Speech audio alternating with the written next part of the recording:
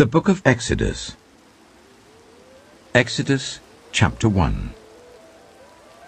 These are the names of the sons of Israel, who went to Egypt with Jacob, each with his family: Reuben, Simeon, Levi, and Judah; Issachar, Zebulun, and Benjamin; Dan and Naphtali; Gad and Asher.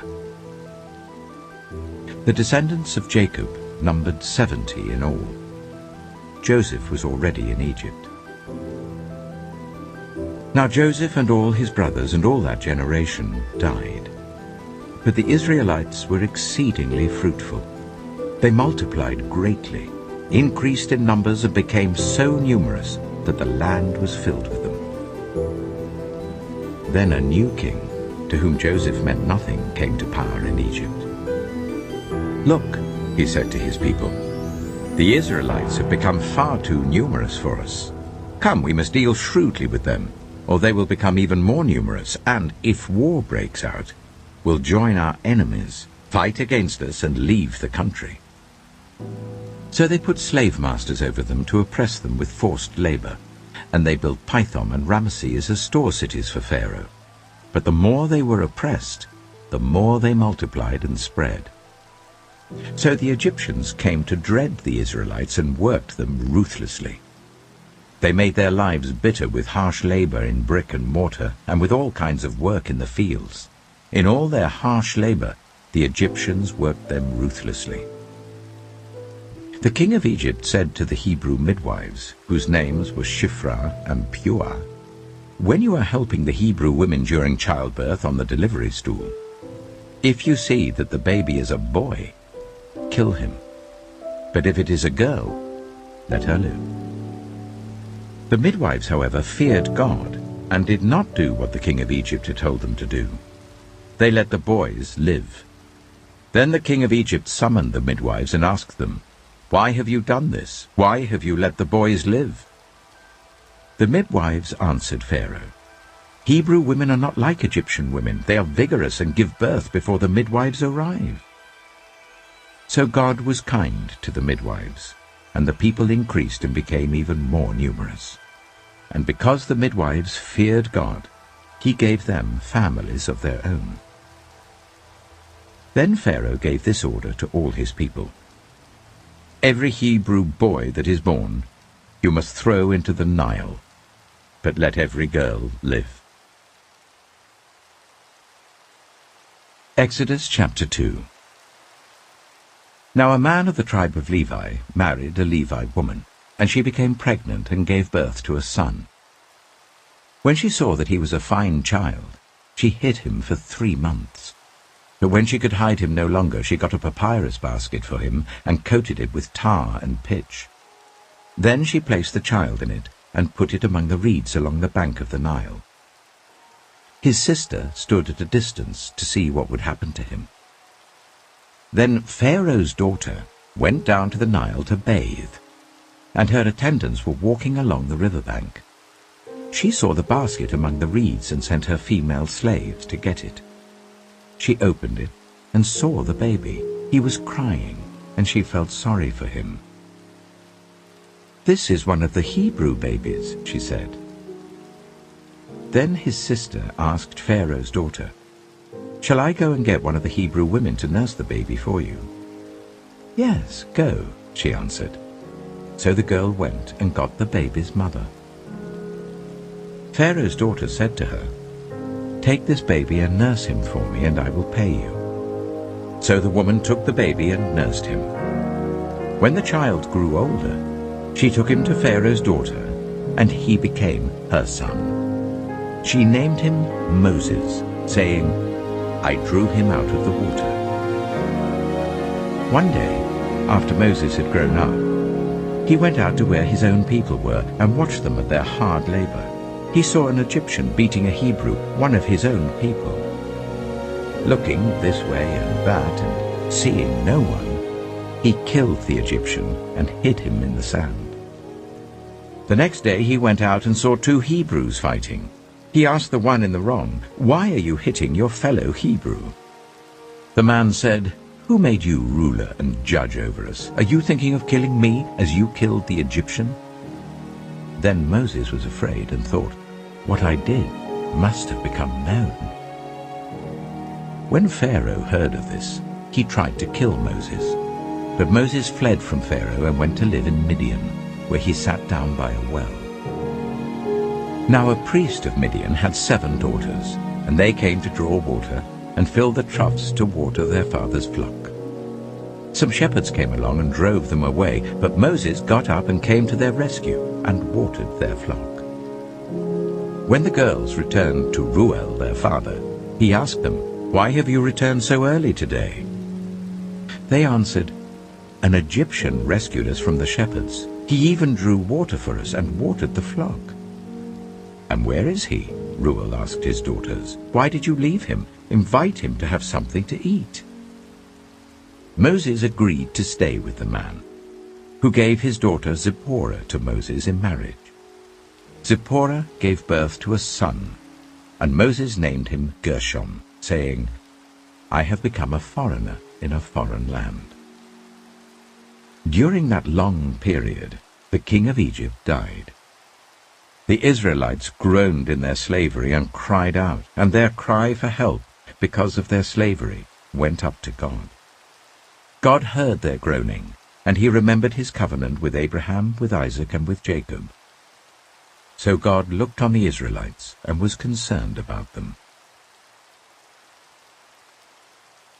Exodus chapter 3. Now Moses was tending the flock of Jethro, his father-in-law, the priest of Midian. And he led the flock to the far side of the wilderness and came to Horeb, the mountain of God. There the angel of the Lord appeared to him in flames of fire from within a bush. Moses saw that though the bush was on fire, it did not burn up. So Moses thought, "I will go over and see this strange sight, why the bush does not burn up." When the Lord saw that he had gone over to look, God called to him from within the bush, "Moses, Moses." And Moses said, "Here I am." "Do not come any closer," God said. "Take off your sandals, for the place where you are standing is holy ground." Then he said, "I am the God of your father, the God of Abraham, the God of Isaac, and the God of Jacob."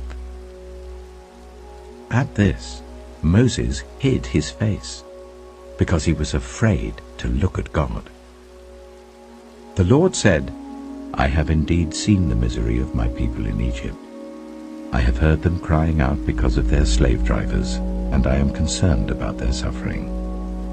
So I have come down to rescue them from the hand of the Egyptians, and to bring them up out of that land into a good and spacious land, a land flowing with milk and honey, the home of the Canaanites, Hittites, Amorites, Perizzites, Hivites, and Jebusites. And now the cry of the Israelites has reached me, and I have seen the way the Egyptians are oppressing them. So now, go.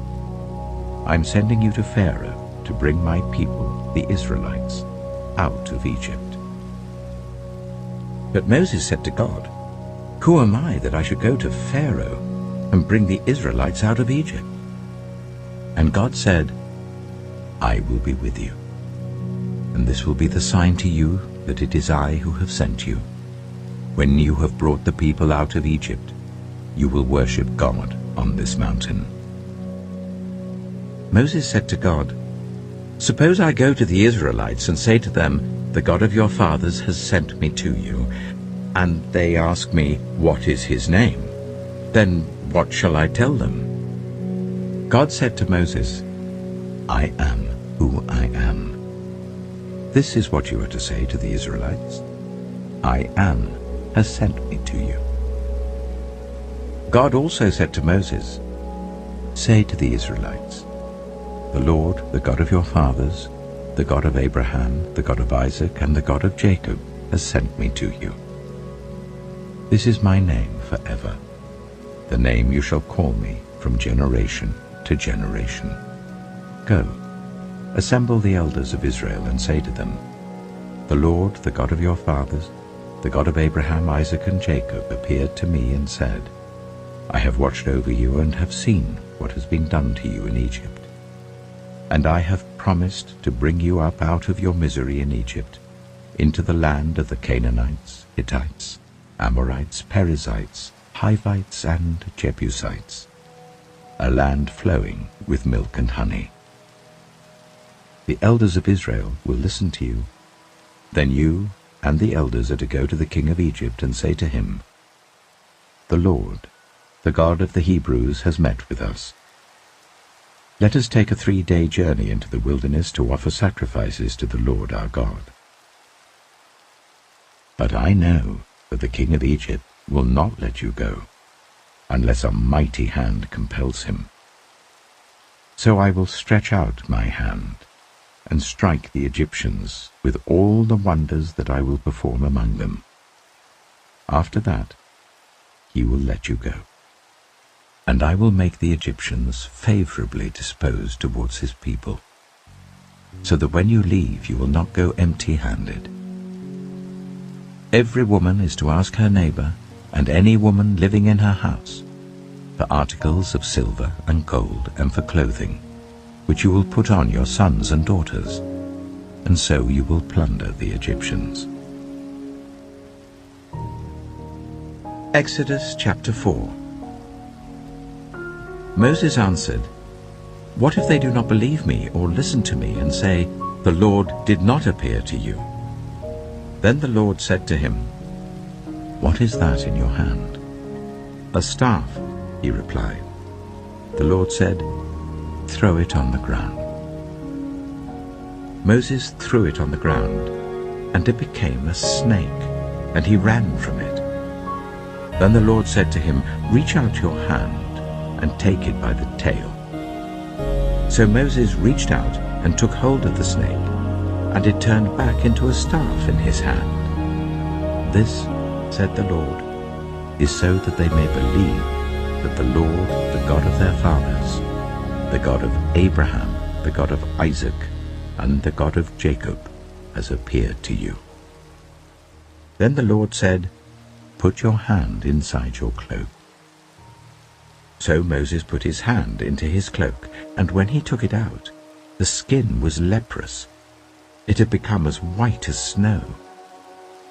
Now put it back into your cloak, he said. So Moses put his hand back into his cloak, and when he took it out, it was restored like the rest of his flesh.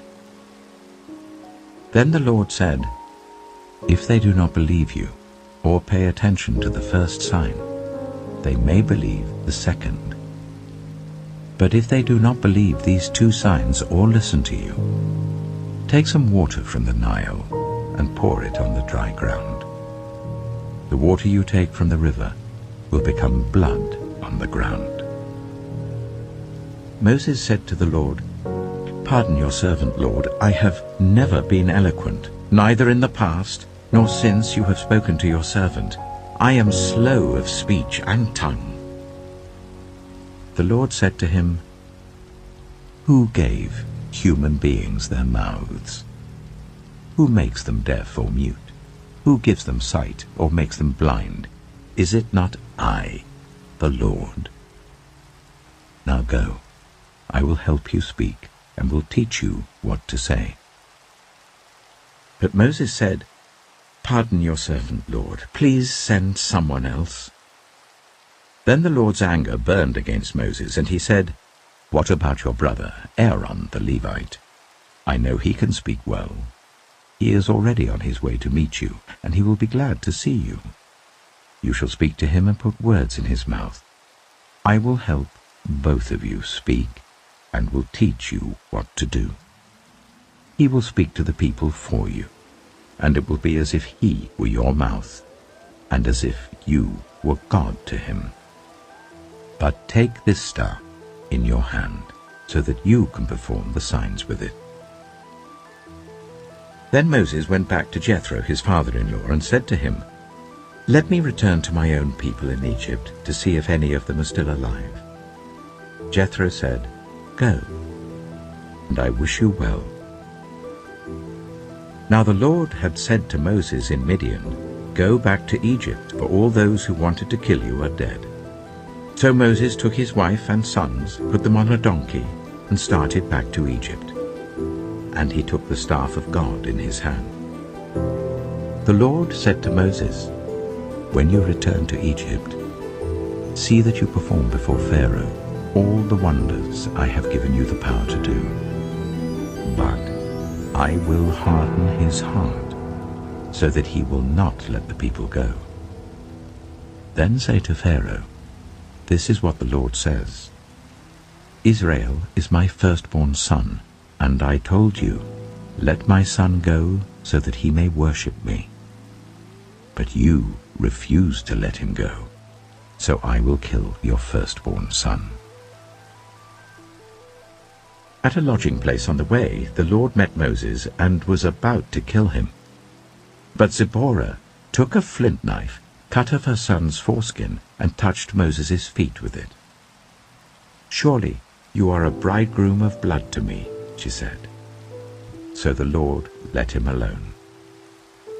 At that time she said bridegroom of blood, referring to circumcision. The Lord said to Aaron, "Go into the wilderness to meet Moses." So he met Moses at the mountain of God and kissed him. Then Moses told Aaron everything the Lord had sent him to say, and also about all the signs he had commanded him to perform. Moses and Aaron brought together all the elders of the Israelites, and Aaron told them everything the Lord had said to Moses. He also performed the signs before the people, and they believed. And when they heard that the Lord was concerned about them and had seen their misery, they bowed down and worshipped. Exodus chapter 5. Afterwards Moses and Aaron went to Pharaoh and said, "This is what the Lord, the God of Israel, says. Let my people go, so that they may hold a festival to me in the wilderness." Pharaoh said, "Who is the Lord that I should obey him and let Israel go? I do not know the Lord, and I will not let Israel go." Then they said, "The God of the Hebrews has met with us. Now let us take a 3-day journey into the wilderness to offer sacrifices to the Lord our God, or he may strike us with plagues or with the sword." But the king of Egypt said, "Moses and Aaron, why are you taking the people away from their labor? Get back to your work."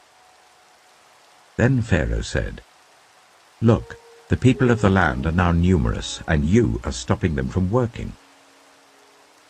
That same day Pharaoh gave this order to the slave drivers and overseers in charge of the people: "You are no longer to supply the people with straw for making bricks. Let them go and gather their own straw, but require them to make the same number of bricks as before. Don't reduce the quota. They're lazy. That is why they're crying out, 'Let us go and sacrifice to our God.' Make the work harder for the people, so that they keep working and pay no attention to lies." Then the slave drivers and the overseers went out and said to the people, "This is what Pharaoh says, I will not give you any more straw. Go and get your own straw wherever you can find it, but your work will not be reduced at all." So the people scattered all over Egypt to gather stubble to use for straw. The slave drivers kept pressing them, saying, "Complete the work required of you for each day, just as when you had straw." And Pharaoh's slave drivers beat the Israelite overseers they had appointed, demanding, "Why haven't you met your quota of bricks yesterday or today as before?" Then the Israelite overseers went and appealed to Pharaoh, "Why have you treated your servants this way? Your servants are given no straw, yet we are told, 'Make bricks.' Your servants are being beaten, but the fault is with your own people." Pharaoh said, "Lazy. That's what you are, lazy. That is why you keep saying, 'Let us go and sacrifice to the Lord.' Now get to work. You will not be given any straw, yet you must produce your full quota of bricks." The Israelite overseers realized they were in trouble when they were told, "You are not to reduce the number of bricks required of you for each day." When they left Pharaoh, they found Moses and Aaron waiting to meet them, and they said, May the Lord look on you and judge you. You have made us obnoxious to Pharaoh and his officials, and have put a sword in their hand to kill us." Moses returned to the Lord and said, "Why, Lord? Why have you brought trouble on this people? Is this why you sent me? Ever since I went to Pharaoh to speak in your name, he has brought trouble on this people, and you have not rescued your people at all." Exodus chapter 6. Then the Lord said to Moses, "Now you will see what I will do to Pharaoh. Because of my mighty hand, he will let them go. Because of my mighty hand, he will drive them out of his country." God also said to Moses, "I am the Lord. I appeared to Abraham, to Isaac, and to Jacob as God Almighty, but by my name, the Lord, I did not make myself known to them. I also established my covenant with them to give them the land of Canaan, where they resided as foreigners. Moreover, I have heard the groaning of the Israelites, whom the Egyptians are enslaving, and I have remembered my covenant. Therefore say to the Israelites, I am the Lord, and I will bring you out from under the yoke of the Egyptians. I will free you from being slaves to them. I will redeem you with an outstretched arm and with mighty acts of judgment. I will take you as my own people, and I will be your God. Then you will know that I am the Lord your God, who has brought you out from under the yoke of the Egyptians, and I will bring you to the land I swore with uplifted hand to give to Abraham, to Isaac, and to Jacob. I will give it to you as a possession. I am the Lord." Moses reported this to the Israelites, but they did not listen to him because of their discouragement and harsh labor. Then the Lord said to Moses, "Go, tell Pharaoh, king of Egypt, to let the Israelites go out of his country." But Moses said to the Lord, "If the Israelites will not listen to me, why would Pharaoh listen to me, since I speak with faltering lips?" Now the Lord spoke to Moses and Aaron about the Israelites and Pharaoh, king of Egypt, and he commanded them to bring the Israelites out of Egypt. These were the heads of their families. The sons of Reuben, the firstborn of Israel, were Hanok and Palu, Hezron and Carmi. These were the clans of Reuben. The sons of Simeon were Jemuel, Jamin, Ohad, Jachin, Zohar, and Sheu, the son of a Canaanite woman. These were the clans of Simeon.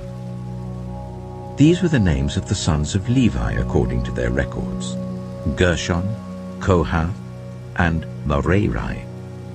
Levi lived 137 years. The sons of Gershon by clans were Libni and Shimei. The sons of Kohath were Amram, Ishar, Hebron, and Uzziel. Kohath lived 133 years. The sons of Merari were Mahli and Mushi. These were the clans of Levi according to their records. Amram married his father's sister, Jochebed, who bore him Aaron and Moses. Amram lived 137 years. The sons of Izhar were Korah, Nepheg, and Zikri. The sons of Uzziel were Mishael, Elzaphan, and Sithri. Aaron married Elisheba, daughter of Amminadab and sister of Nahshon, and she bore him Nadab and Abihu, Eleazar and Ithamar. The sons of Korah were Asa, Elkanah, and Abiasaph. These were the Koharite clans. Eleazar, son of Aaron, married one of the daughters of Putiel, and she bore him Phinehas. These were the heads of the Levite families, clan by clan. It was this Aaron and Moses to whom the Lord had said, "Bring the Israelites out of Egypt by their divisions." They were the ones who spoke to Pharaoh, king of Egypt, about bringing the Israelites out of Egypt, this same Moses and Aaron.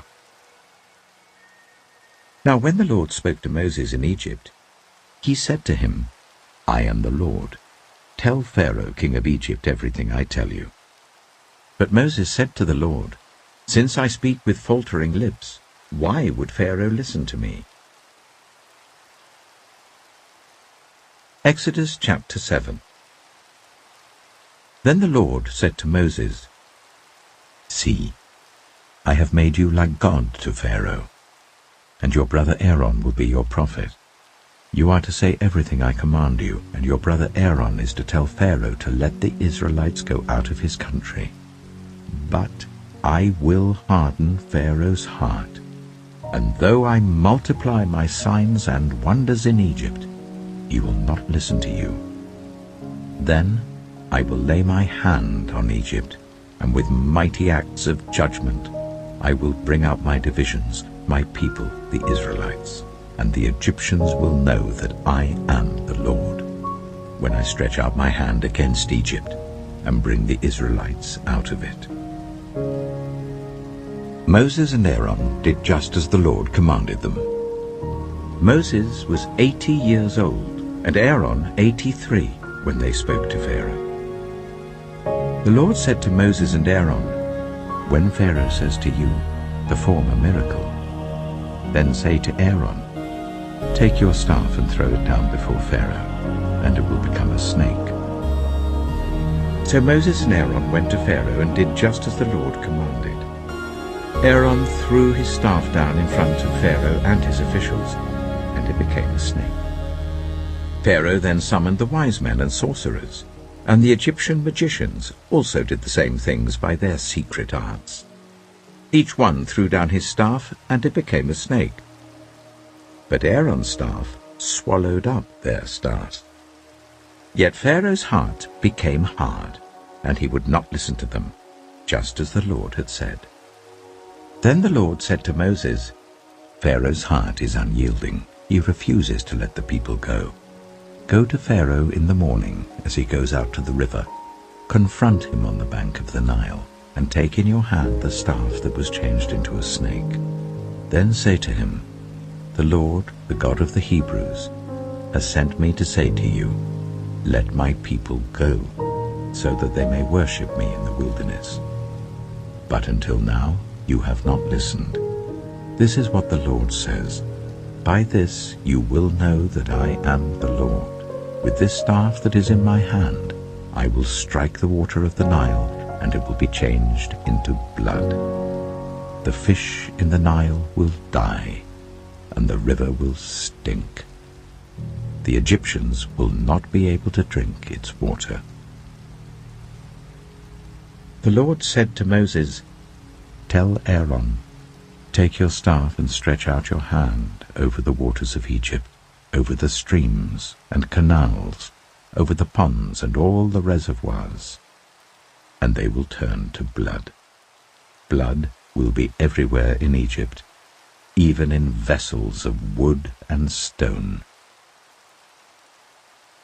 Moses and Aaron did just as the Lord had commanded. He raised his staff in the presence of Pharaoh and his officials, and struck the water of the Nile, and all the water was changed into blood. The fish in the Nile died, and the river smelled so bad that the Egyptians could not drink its water. Blood was everywhere in Egypt. But the Egyptian magicians did the same things by their secret arts, and Pharaoh's heart became hard. He would not listen to Moses and Aaron, just as the Lord had said. Instead, he turned and went into his palace, and did not take even this to heart. And all the Egyptians dug along the Nile to get drinking water, because they could not drink the water of the river. 7 days passed after the Lord struck the Nile. Exodus chapter 8. Then the Lord said to Moses, Go to Pharaoh and say to him, This is what the Lord says, Let my people go, so that they may worship me. If you refuse to let them go, I will send a plague of frogs on your whole country. The Nile will teem with frogs. They will come up into your palace, and your bedroom, and onto your bed, into the houses of your officials and on your people, and into your ovens and kneading troughs. The frogs will come up on you and your people and all your officials. Then the Lord said to Moses, "Tell Aaron, stretch out your hand with your staff over the streams and canals and ponds, and make frogs come up on the land of Egypt." So Aaron stretched out his hand over the waters of Egypt, and the frogs came up and covered the land. But the magicians did the same things by their secret arts. They also made frogs come up on the land of Egypt. Pharaoh summoned Moses and Aaron and said, "Pray to the Lord to take the frogs away from me and my people, and I will let your people go to offer sacrifices to the Lord." Moses said to Pharaoh, "I leave to you the honor of setting the time for me to pray for you and your officials and your people, that you and your houses may be rid of the frogs, except for those that remain in the Nile." "Tomorrow," Pharaoh said. Moses replied, "It will be as you say, so that you may know there is no one like the Lord our God. The frogs will leave you and your houses, your officials and your people. They will remain only in the Nile." After Moses and Aaron left Pharaoh, Moses cried out to the Lord about the frogs he had brought on Pharaoh, and the Lord did what Moses asked. The frogs died in the houses, in the courtyards, and in the fields.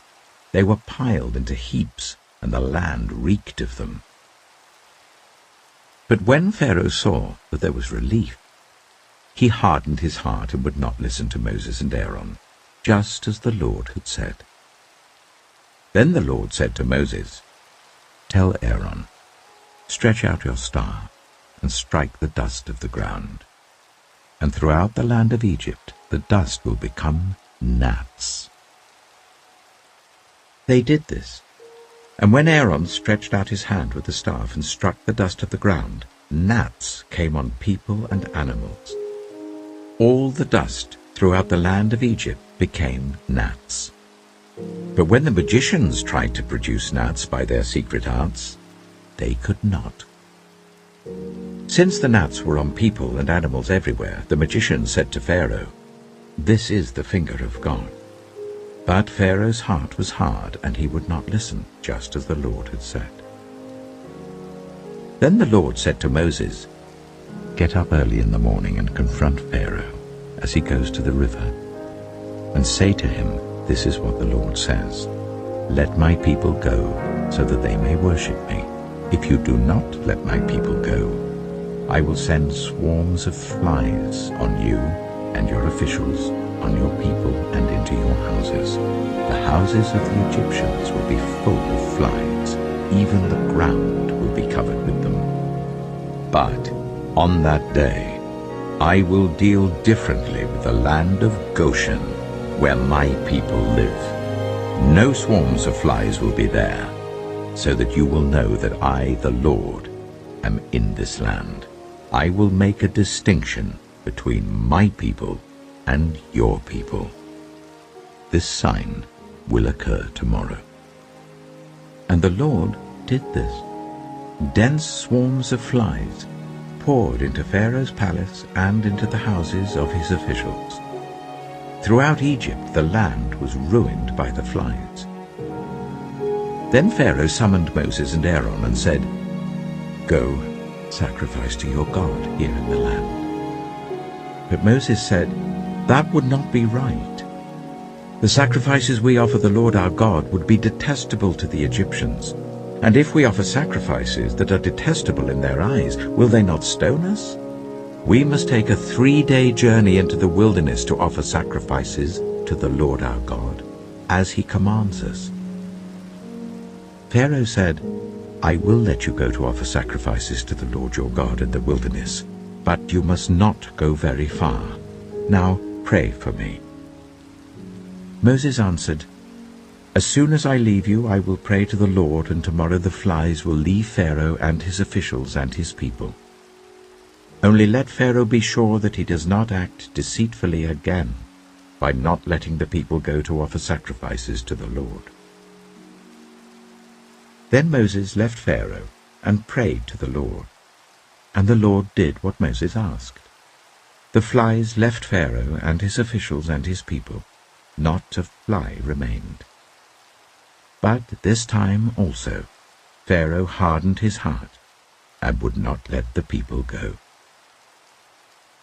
Exodus chapter 9.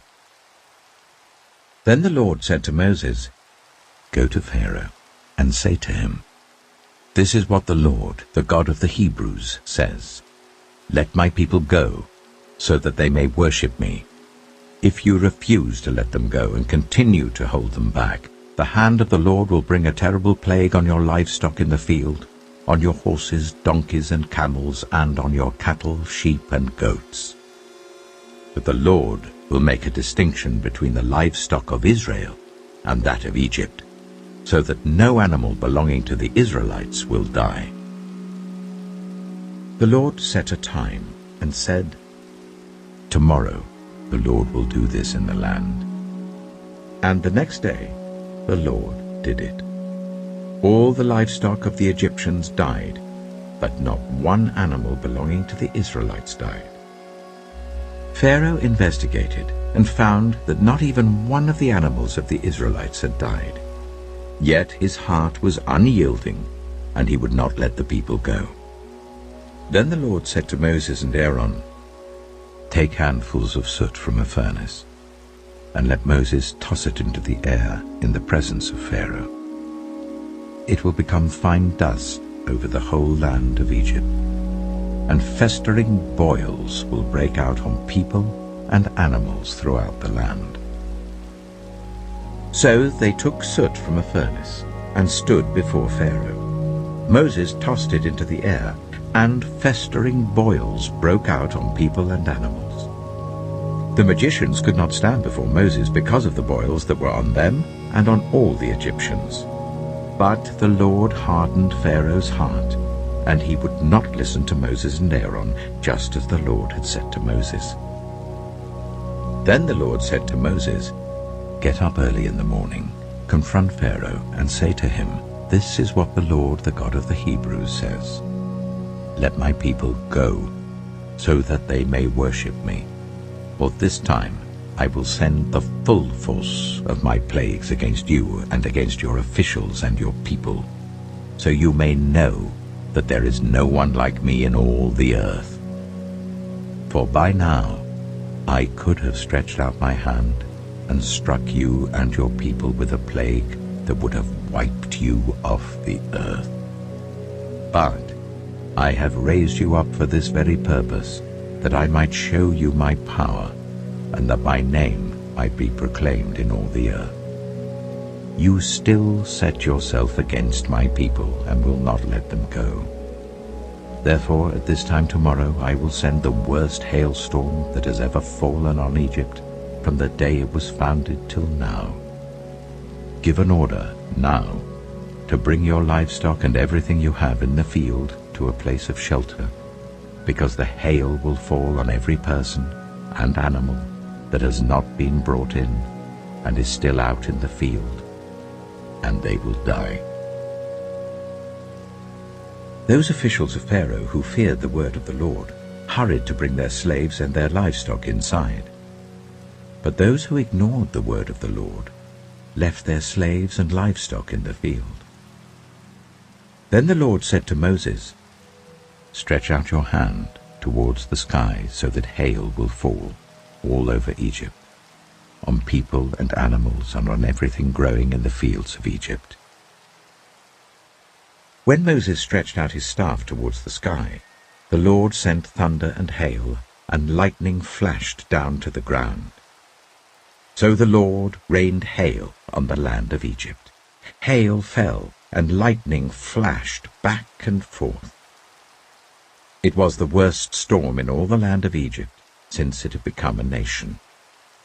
Throughout Egypt, hail struck everything in the fields, both people and animals. It beat down everything growing in the fields and stripped every tree. The only place it did not hail was the land of Goshen. where the Israelites were. Then Pharaoh summoned Moses and Aaron. "This time I have sinned," he said to them. "The Lord is in the right, and I and my people are in the wrong. Pray to the Lord, for we have had enough thunder and hail. I will let you go. You don't have to stay any longer." Moses replied, "When I have gone out of the city, I will spread out my hands in prayer to the Lord. The thunder will stop, and there will be no more hail, so you may know that the earth is the Lord's. But I know that you and your officials still do not fear the Lord God." The flax and barley were destroyed, since the barley was in the ear and the flax was in bloom. The wheat and spelt, however, were not destroyed, because they ripened later. Then Moses left Pharaoh and went out of the city. He spread his hands towards the Lord. The thunder and hail stopped, and the rain no longer poured down on the land. When Pharaoh saw that the rain and hail and thunder had stopped, he sinned again. He and his officials hardened their hearts. So Pharaoh's heart was hard, and he would not let the Israelites go, just as the Lord had said through Moses. Exodus chapter 10. Then the Lord said to Moses, "Go to Pharaoh, for I have hardened his heart and the hearts of his officials, so that I may perform these signs of mine among them, that you may tell your children and grandchildren how I dealt harshly with the Egyptians, and how I performed my signs among them, and that you may know that I am the Lord." So Moses and Aaron went to Pharaoh and said to him, "This is what the Lord, the God of the Hebrews, says. How long will you refuse to humble yourself before me? Let my people go, so that they may worship me. If you refuse to let them go, I will bring locusts into your country tomorrow.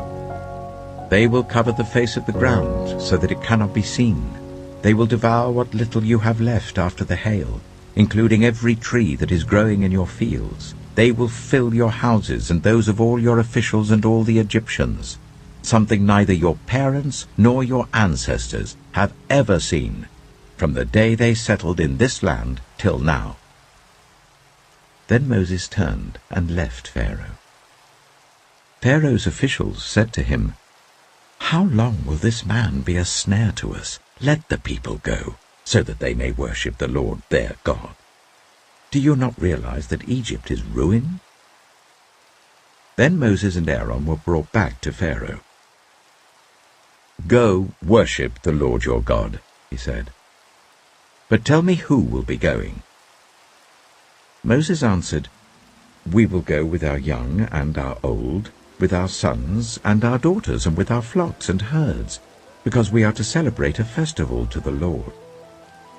Pharaoh said, "The Lord be with you, if I let you go, along with your women and children. Clearly you are bent on evil. No, let only the men go and worship the Lord, since that's what you've been asking for."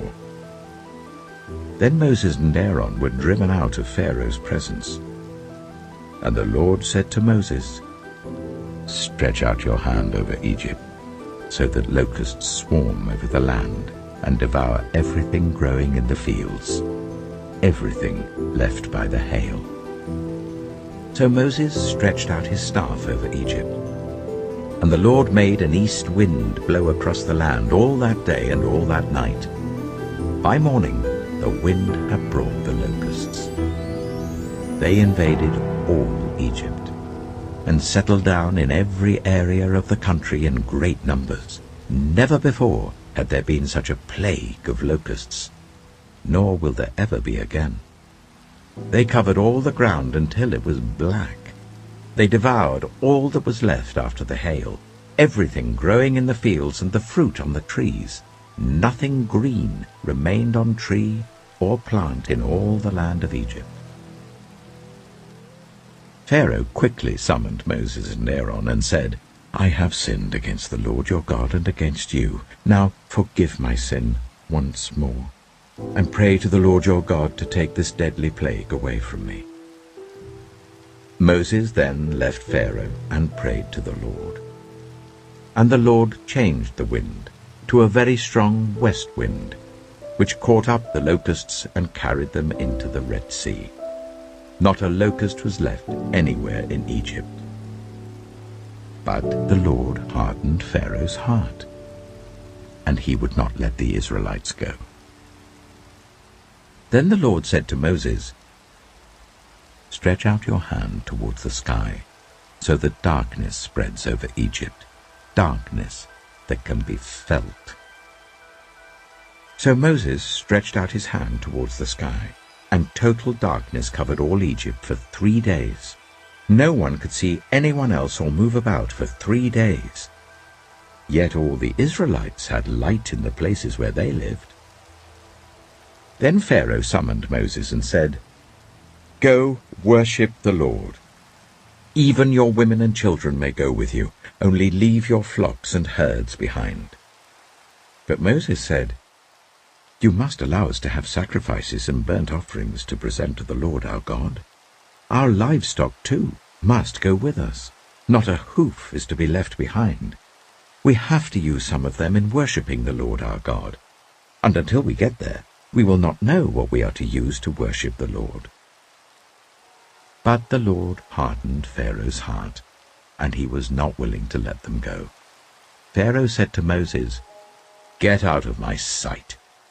Make sure you do not appear before me again. The day you see my face, you will die." "Just as you say," Moses replied. "I will never appear before you again." Exodus chapter 11. Now the Lord said to Moses, "I will bring one more plague on Pharaoh and on Egypt. After that, he will let you go from here, and when he does, he will drive you out completely. Tell the people that men and women alike are to ask their neighbors for articles of silver and gold." The Lord made the Egyptians favorably disposed towards the people, and Moses himself was highly regarded in Egypt by Pharaoh's officials and by the people. So Moses said, "This is what the Lord says. About midnight I will go throughout Egypt. Every firstborn son in Egypt will die, from the firstborn son of Pharaoh who sits on the throne to the firstborn son of the female slave who is at her handmill, and all the firstborn of the cattle as well. There will be loud wailing throughout Egypt, worse than there has ever been or ever will be again. But among the Israelites not a dog will bark at any person or animal. Then you will know that the Lord makes a distinction between Egypt and Israel. All these officials of yours will come to me, bowing down before me, and saying, 'Go, you and all the people who follow you.' After that, I will leave." Then Moses, hot with anger, left Pharaoh. The Lord had said to Moses, "Pharaoh will refuse to listen to you, so that my wonders may be multiplied in Egypt." Moses and Aaron performed all these wonders before Pharaoh, but the Lord hardened Pharaoh's heart, and he would not let the Israelites go out of his country. Exodus chapter 12. The Lord said to Moses and Aaron in Egypt, "This month is to be for you the first month of your year. Tell the whole community of Israel that on the 10th day of this month each man is to take a lamb for his family, one for each household. If any household is too small for a whole lamb, they must share one with their nearest neighbor, having taken into account the number of people there are. You are to determine the amount of lamb needed in accordance with what each person will eat. The animals you choose must be year-old males, without defect, and you may take them from the sheep or the goats. Take care of them until the 14th day of the month, when all the members of the community of Israel must slaughter them at twilight. Then they are to take some of the blood and put it on the sides and tops of the door frames of the houses where they eat the lambs. That same night they are to eat the meat roasted over the fire, along with bitter herbs and bread made without yeast. Do not eat the meat raw or boiled in water, but roast it over a fire, with the head, legs, and internal organs. Do not leave any of it till morning. If some is left till morning, you must burn it. This is how you are to eat it, with your cloak tucked into your belt, your sandals on your feet, and your staff in your hand. Eat it in haste. It is the Lord's Passover. On that same night I will pass through Egypt, and strike down every firstborn of both people and animals, and I will bring judgment on all the gods of Egypt. I am the Lord. The blood will be a sign for you on the houses where you are, and when I see the blood, I will pass over you. No destructive plague will touch you when I strike Egypt. This is a day you are to commemorate. For the generations to come you shall celebrate it as a festival to the Lord, a lasting ordinance. For 7 days you are to eat bread made without yeast. On the first day remove the yeast from your houses, for whoever eats anything with yeast in it from the first day until the 7th must be cut off from Israel. On the first day hold a sacred assembly, and another one on the 7th day. Do no work at all on these days, except to prepare food for everyone to eat. That is all you may do. Celebrate the festival of unleavened bread, because it was on this very day that I brought your divisions out of Egypt. Celebrate this day as a lasting ordinance for the generations to come. In the first month you are to eat bread made without yeast, from the evening of the 14th day until the evening of the 21st day. For 7 days no yeast is to be found in your houses, and anyone, whether foreigner or native born, who eats anything with yeast in it must be cut off from the community of Israel. Eat nothing made with yeast. Wherever you live, you must eat unleavened bread. Then Moses summoned all the elders of Israel and said to them, Go at once and select the animals for your families and slaughter the Passover lamb. Take a bunch of hyssop, dip it into the blood in the basin, and put some of the blood on the top and on both sides of the doorframe. None of you shall go out of the door of your house until morning. When the Lord goes through the land to strike down the Egyptians, he will see the blood on the top and sides of the doorframe, and will pass over that doorway, and he will not permit the destroyer to enter your houses and strike you down. Obey these instructions as a lasting ordinance for you and your descendants. When you enter the land that the Lord will give you as he promised, observe this ceremony. And when your children ask you, What does this ceremony mean to you? Then tell them, It is the Passover sacrifice to the Lord, who passed over the houses of the Israelites in Egypt and spared our homes when he struck down the Egyptians. Then the people bowed down and worshipped. The Israelites did just what the Lord commanded Moses and Aaron. At midnight, the Lord struck down all the firstborn in Egypt, from the firstborn of Pharaoh who sat on the throne, to the firstborn of the prisoner who was in the dungeon, and the firstborn of all the livestock as well. Pharaoh and all his officials and all the Egyptians got up during the night, and there was loud wailing in Egypt, for there was not a house without someone dead. During the night, Pharaoh summoned Moses and Aaron and said, Up, leave my people, you and the Israelites. Go worship the Lord as you have requested. Take your flocks and herds, as you have said, and go. And also bless me. The Egyptians urged the people to hurry and leave the country, for otherwise, they said, we will all die. So the people took their dough before the yeast was added and carried it on their shoulders in kneading troughs wrapped in clothing. The Israelites did as Moses instructed and asked the Egyptians for articles of silver and gold and for clothing. The Lord had made the Egyptians favorably disposed towards the people, and they gave them what they asked for. So they plundered the Egyptians. The Israelites journeyed from Ramesses to Succoth. There were about 600,000 men on foot, besides women and children. Many other people went up with them, and also large droves of livestock, both flocks and herds. With the dough the Israelites had brought from Egypt, they baked loaves of unleavened bread. The dough was without yeast because they had been driven out of Egypt and did not have time to prepare food for themselves. Now the length of time the Israelite people lived in Egypt was 430 years. At the end of 430 years, to the very day, all the Lord's divisions left Egypt.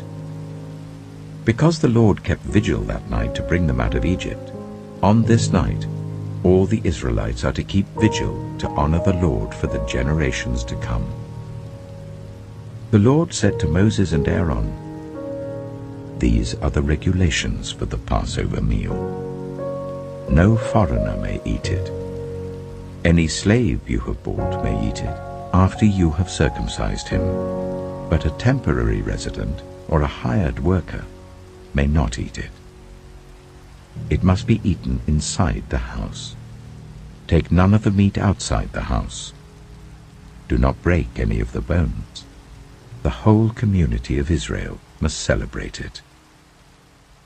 A foreigner residing among you who wants to celebrate the Lord's Passover must have all the males in his household circumcised. Then he may take part, like one born in the land. No uncircumcised male may eat it. The same law applies both to the native-born and to the foreigner residing among you. All the Israelites did just what the Lord had commanded Moses and Aaron, and on that very day the Lord brought the Israelites out of Egypt by their divisions. Exodus chapter 13. The Lord said to Moses, "Consecrate to me every firstborn male. The first offspring of every womb among the Israelites belongs to me, whether human or animal." Then Moses said to the people, "Commemorate this day, the day you came out of Egypt, out of the land of slavery, because the Lord brought you out of it with a mighty hand. Eat nothing containing yeast. Today, in the month of Aviv, you are leaving.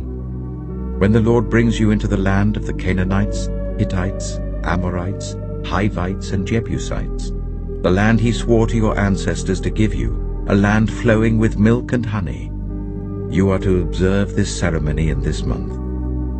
For 7 days eat bread made without yeast, and on the 7th day hold a festival to the Lord. Eat unleavened bread during those 7 days.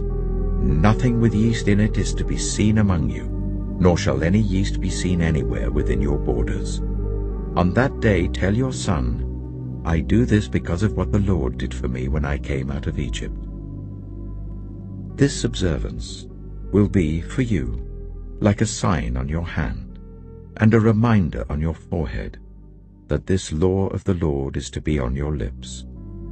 For the Lord brought you out of Egypt with his mighty hand.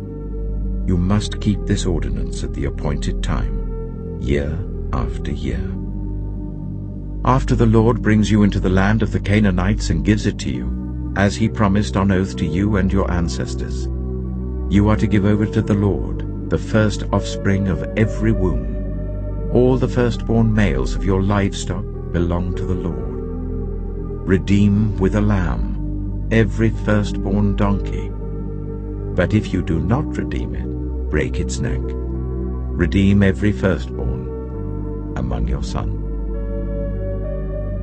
In the days to come when your son asks you, 'What does this mean?' say to him, With a mighty hand the Lord brought us out of Egypt, out of the land of slavery. When Pharaoh stubbornly refused to let us go, the Lord killed the firstborn of both people and animals in Egypt. This is why I sacrifice to the Lord the first male offspring of every womb, and redeem each of my firstborn son. And it will be like a sign on your hand, and a symbol on your forehead, that the Lord brought us out of Egypt with his mighty hand. When Pharaoh let the people go, God did not lead them on the road through the Philistine country, though that was shorter. For God said, if they face war, they might change their minds and return to Egypt. So God led the people around by the desert road towards the Red Sea. The Israelites went up out of Egypt ready for battle. Moses took the bones of Joseph with him, because Joseph had made the Israelites swear an oath. He had said, God will surely come to your aid, and then you must carry my bones up with you from this place. After leaving Succoth, they camped at Etham on the edge of the desert. By day the Lord went ahead of them in a pillar of cloud to guide them on their way, and by night in a pillar of fire to give them light, so that they could travel by day or night. Neither the pillar of cloud by day nor the pillar of fire by night left its place in front of the people. Exodus chapter 14. Then the Lord said to Moses, tell the Israelites to turn back and camp near Pi-hahiroth, between Migdol and the sea. They are to camp by the sea, directly opposite Baal-zephon. Pharaoh will think, the Israelites are wandering around the land in confusion, hemmed in by the desert. And I will harden Pharaoh's heart, and he will pursue them. But I will gain glory for myself through Pharaoh and all his army, and the Egyptians will know that I am the Lord. So the Israelites did this.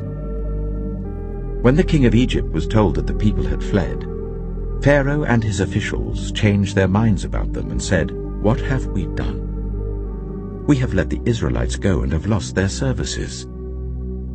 So he had his chariot made ready and took his army with them. He took 600 of the best chariots, along with all the other chariots of Egypt, with officers over all of them.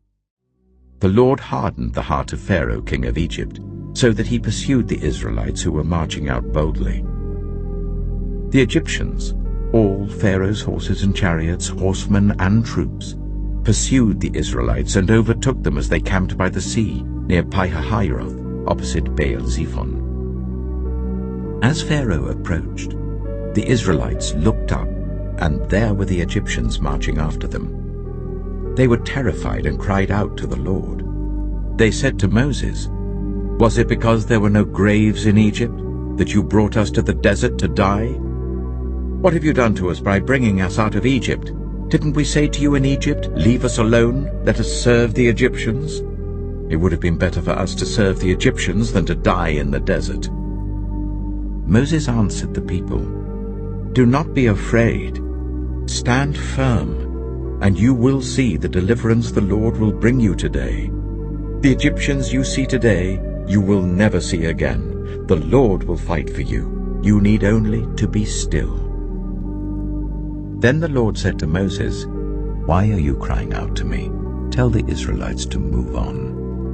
Raise your staff and stretch out your hand over the sea to divide the water, so that the Israelites can go through the sea on dry ground. I will harden the hearts of the Egyptians, so that they will go in after them. And I will gain glory through Pharaoh and all his army, through his chariots and his horsemen. The Egyptians will know that I am the Lord, when I gain glory through Pharaoh, his chariots, and his horsemen. Then the angel of God, who had been traveling in front of Israel's army, withdrew and went behind them. The pillar of cloud also moved from in front and stood behind them, coming between the armies of Egypt and Israel.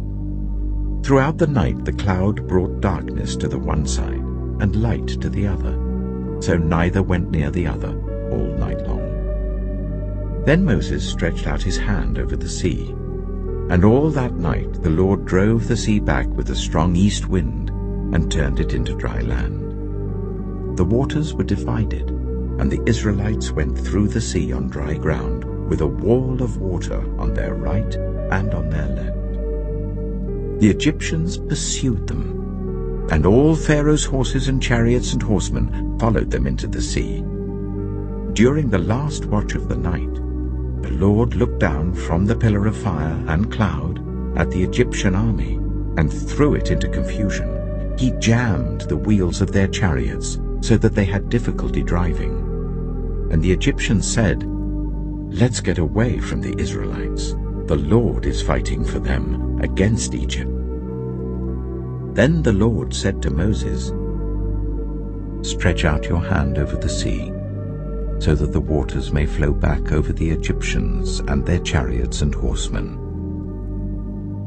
Moses stretched out his hand over the sea, and at daybreak the sea went back to its place. The Egyptians were fleeing towards it, and the Lord swept them into the sea. The water flowed back and covered the chariots and horsemen. The entire army of Pharaoh that had followed the Israelites into the sea. Not one of them survived. But the Israelites went through the sea on dry ground, with a wall of water on their right and on their left. That day the Lord saved Israel from the hands of the Egyptians, and Israel saw the Egyptians lying dead on the shore. And when the Israelites saw the mighty hand of the Lord displayed against the Egyptians, the people feared the Lord and put their trust in him and in Moses his servant. Exodus chapter 15. Then Moses and the Israelites sang this song to the Lord. I will sing to the Lord, for he is highly exalted. Both horse and driver he has hurled into the sea. The Lord is my strength and my defense. He has become my salvation. He is my God, and I will praise him, my father's God, and I will exalt him. The Lord is a warrior. The Lord is his name. Pharaoh's chariots and his army he has hurled into the sea. The best of Pharaoh's officers are drowned in the Red Sea. The deep waters have covered them. They sank to the depths like a stone. Your right hand, Lord, was majestic in power. Your right hand, Lord, shattered the enemy. In the greatness of your majesty you threw down those who opposed you. You unleashed your burning anger. It consumed them like stubble. By the blast of your nostrils the waters piled up. The surging waters stood up like a wall. The deep waters congealed in the heart of the sea.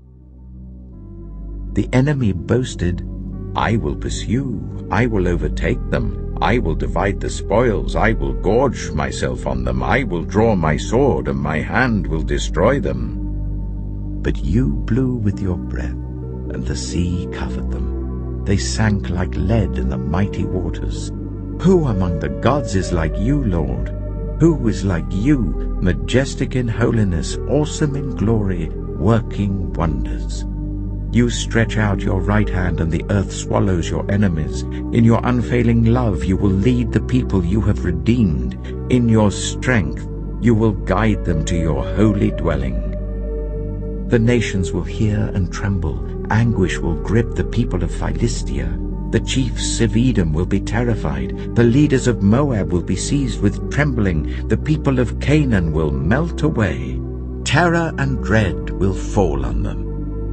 By the power of your arm, they will be as still as a stone, until your people pass by, Lord, until the people you bought pass by. You will bring them in and plant them on the mountain of your inheritance, the place, Lord, you made for your dwelling, the sanctuary, Lord, your hands established. The Lord reigns forever and ever. When Pharaoh's horses, chariots, and horsemen went into the sea, the Lord brought the waters of the sea back over them, but the Israelites walked through the sea on dry ground. Then Miriam, the prophet, Aaron's sister, took a tambourine in her hand, and all the women followed her with tambourines and dancing. Miriam sang to them, "Sing to the Lord, for he is highly exalted. Both horse and driver he has hurled into the sea." Then Moses led Israel from the Red Sea, and they went into the desert of Shur. For 3 days they traveled in the desert without finding water. When they came to Marah, they could not drink its water because it was bitter. That is why the place is called Marah. So the people grumbled against Moses, saying, "What are we to drink?" Then Moses cried out to the Lord, and the Lord showed him a piece of wood. He threw it into the water, and the water became fit to drink. There the Lord issued a ruling and instruction for them and put them to the test. He said, "If you listen carefully to the Lord your God and do what is right in his eyes, if you pay attention to his commands and keep all his decrees, I will not bring on you any of the diseases I brought on the Egyptians, for I am the Lord who heals you." Then they came to Elim, where there were 12 springs and 70 palm trees, and they camped there near the water. Exodus chapter 16. The whole Israelite community set out from Elim and came to the desert of Sin, which is between Elim and Sinai, on the 15th day of the 2nd month after they had come out of Egypt. In the desert, the whole community grumbled against Moses and Aaron. The Israelites said to them, "If only we had died by the Lord's hand in Egypt. There we sat round pots of meat and ate all the food we wanted. But you have brought us out into this desert to starve this entire assembly to death." Then the Lord said to Moses, "I will rain down bread from heaven for you. The people are to go out each day and gather enough for that day. In this way I will test them and see whether they will follow my instructions. On the 6th day they are to prepare what they bring in, and that is to be twice as much as they gather on the other days." So Moses and Aaron said to all the Israelites, "In the evening you will know that it was the Lord who brought you out of Egypt. And in the morning you will see the glory of the Lord, because he has heard your grumbling against him. Who are we that you should grumble against us?"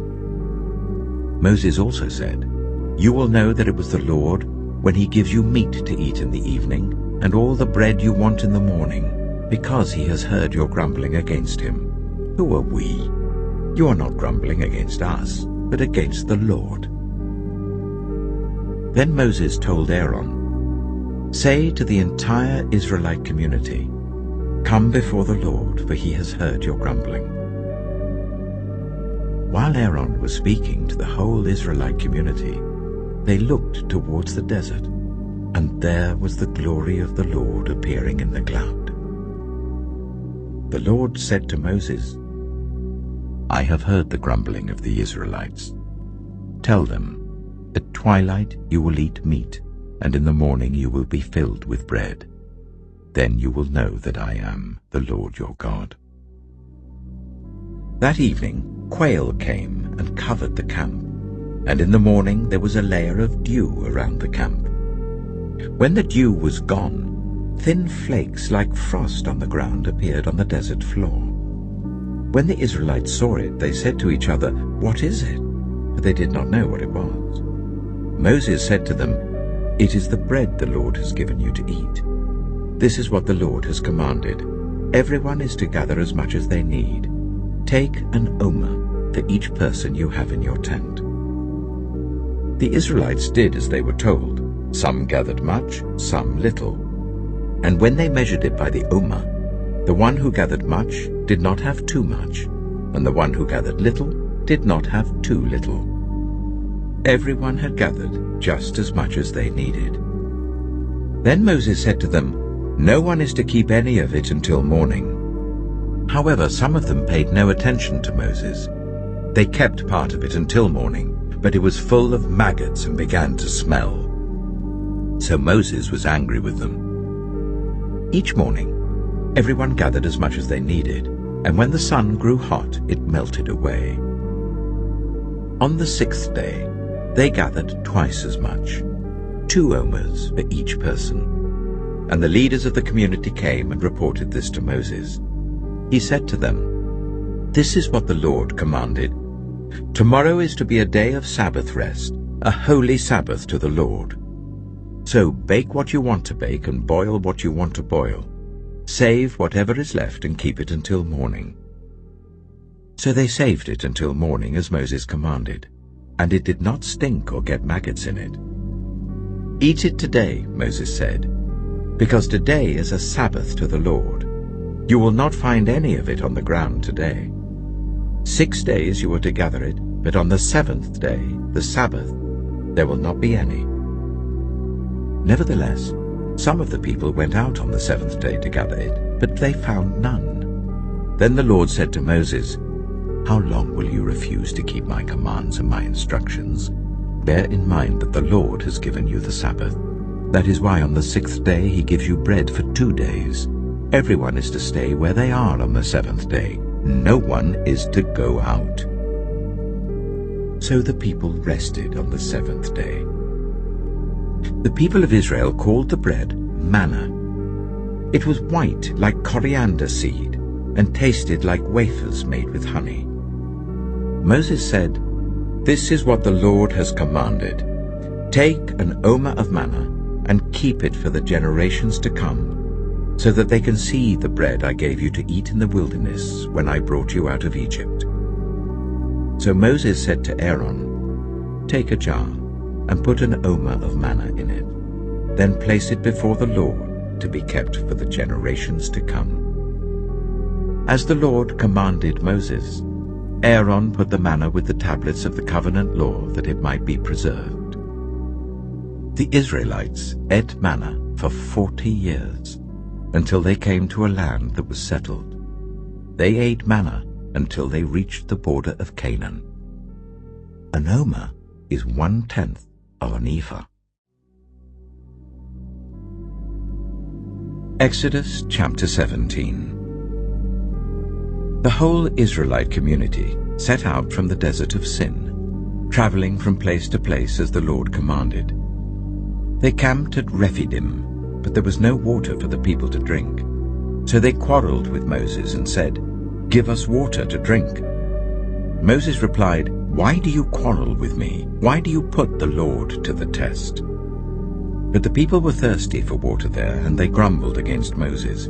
They said, "Why did you bring us up out of Egypt to make us and our children and our livestock die of thirst?" Then Moses cried out to the Lord, "What am I to do with these people?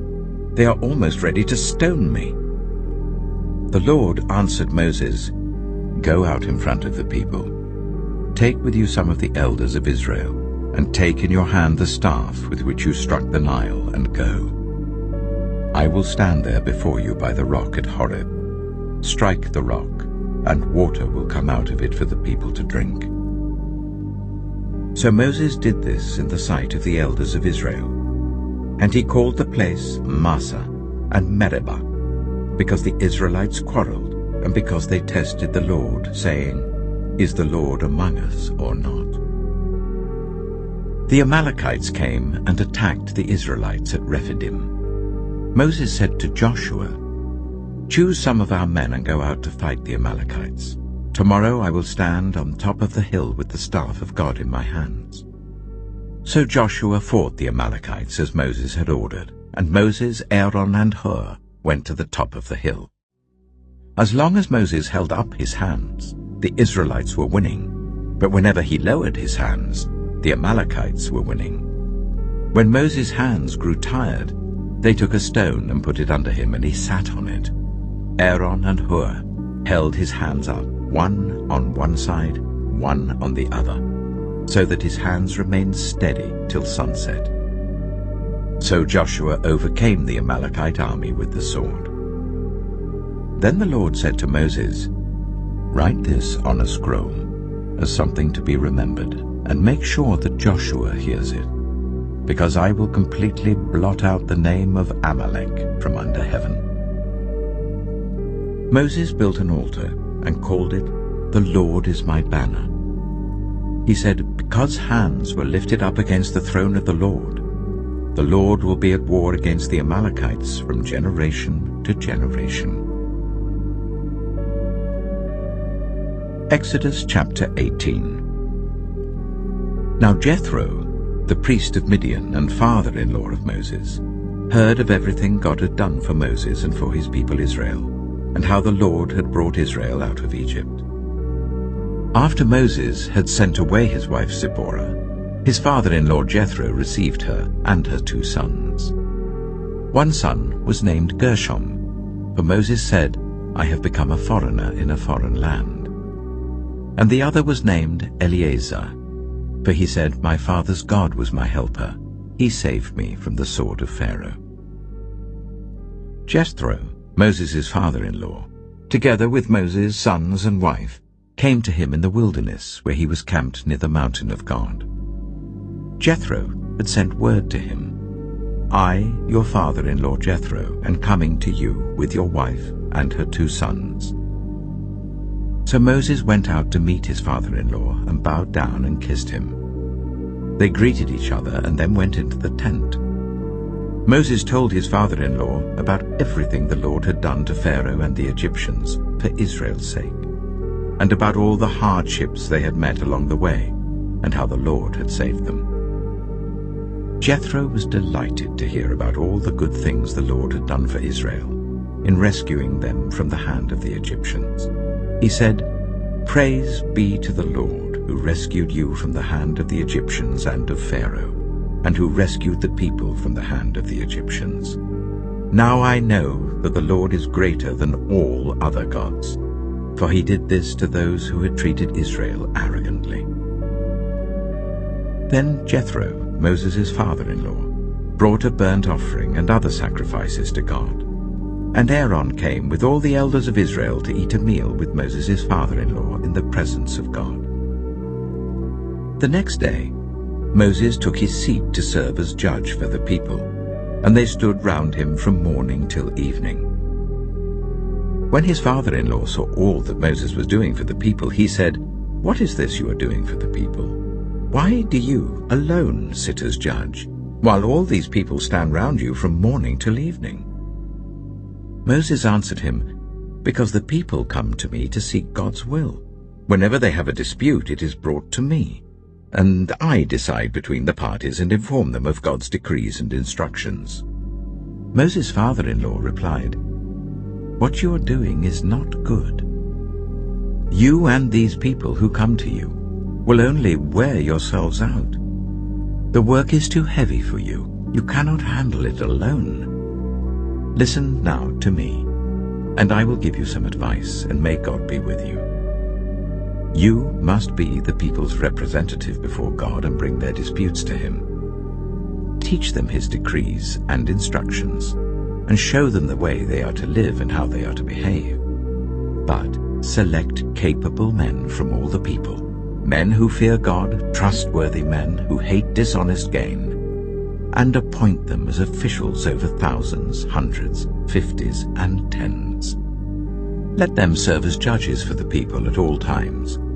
But let them bring every difficult case to you. The simple cases they can decide themselves. That will make your load lighter, because they will share it with you. If you do this, and God so command, you will be able to stand the strain, and all these people will go home satisfied." Moses listened to his father-in-law and did everything he said. He chose capable men from all Israel and made them leaders of the people, officials over thousands, hundreds, fifties, and tens. They served as judges for the people at all times. The difficult cases they brought to Moses, but the simple ones they decided themselves. Then Moses sent his father-in-law on his way, and Jethro returned to his own country.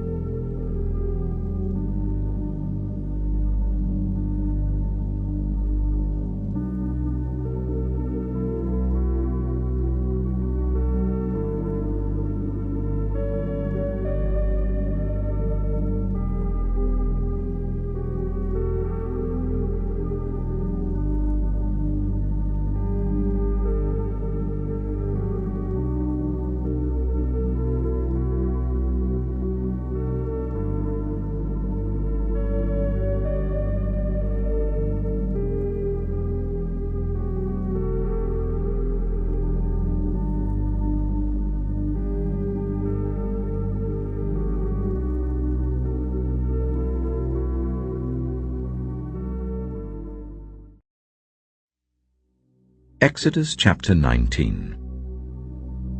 On the first day of the 3rd month, after the Israelites left Egypt, on that very day they came to the desert of Sinai. After they set out from Rephidim, they entered the desert of Sinai, and Israel camped there in the desert in front of the mountain. Then Moses went up to God, and the Lord called to him from the mountain and said, "This is what you are to say to the descendants of Jacob, and what you are to tell the people of Israel.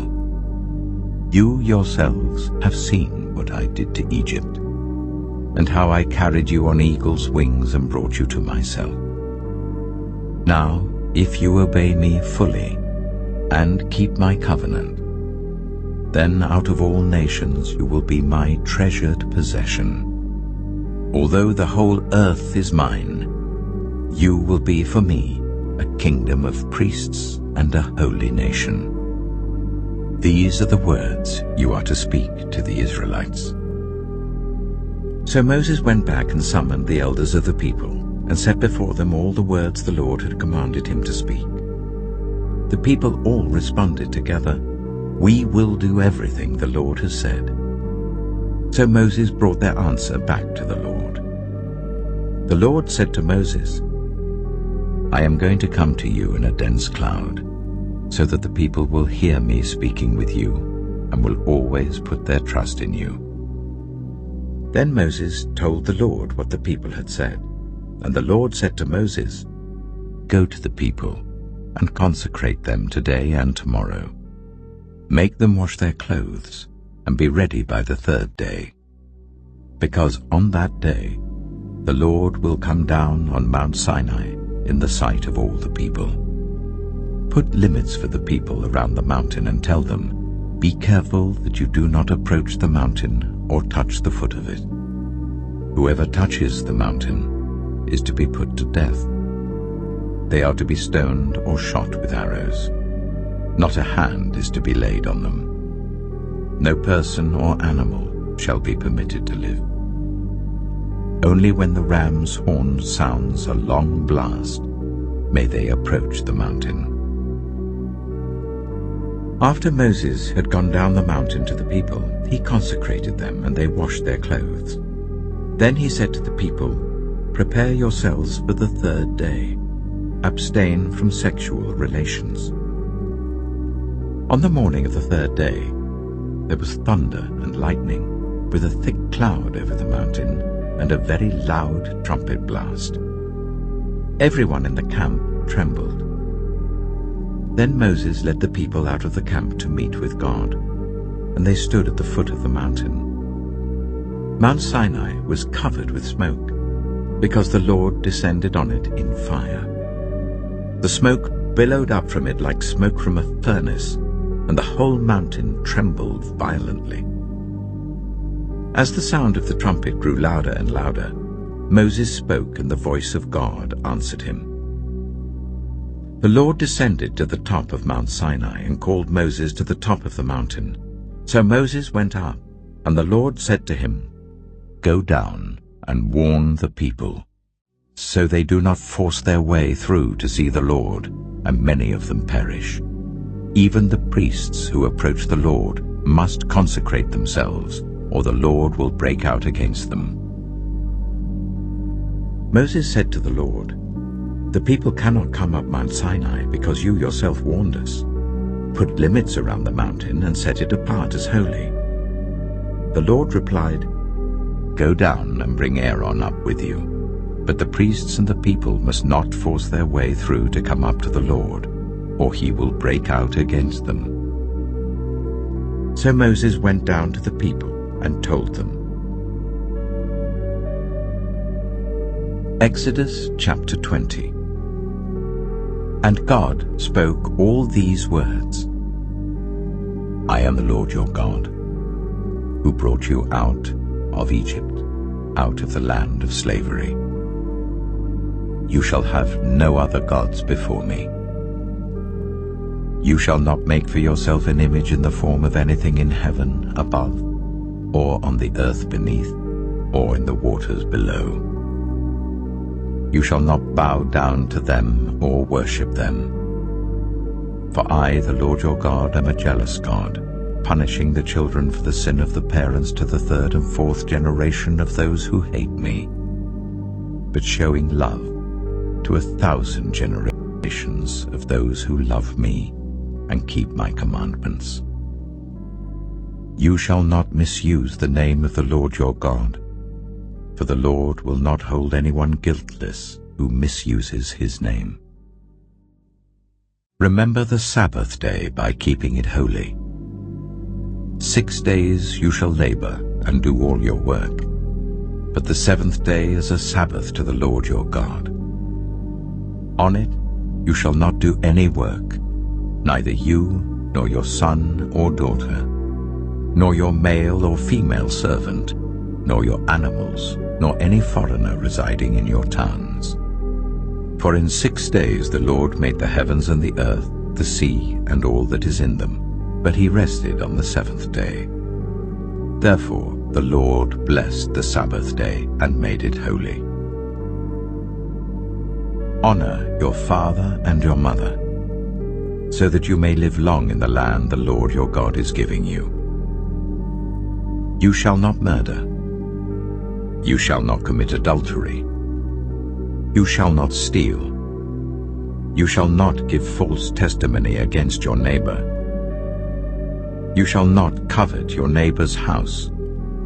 You shall not covet your neighbor's wife, or his male or female servant, his ox or donkey, or anything that belongs to your neighbor.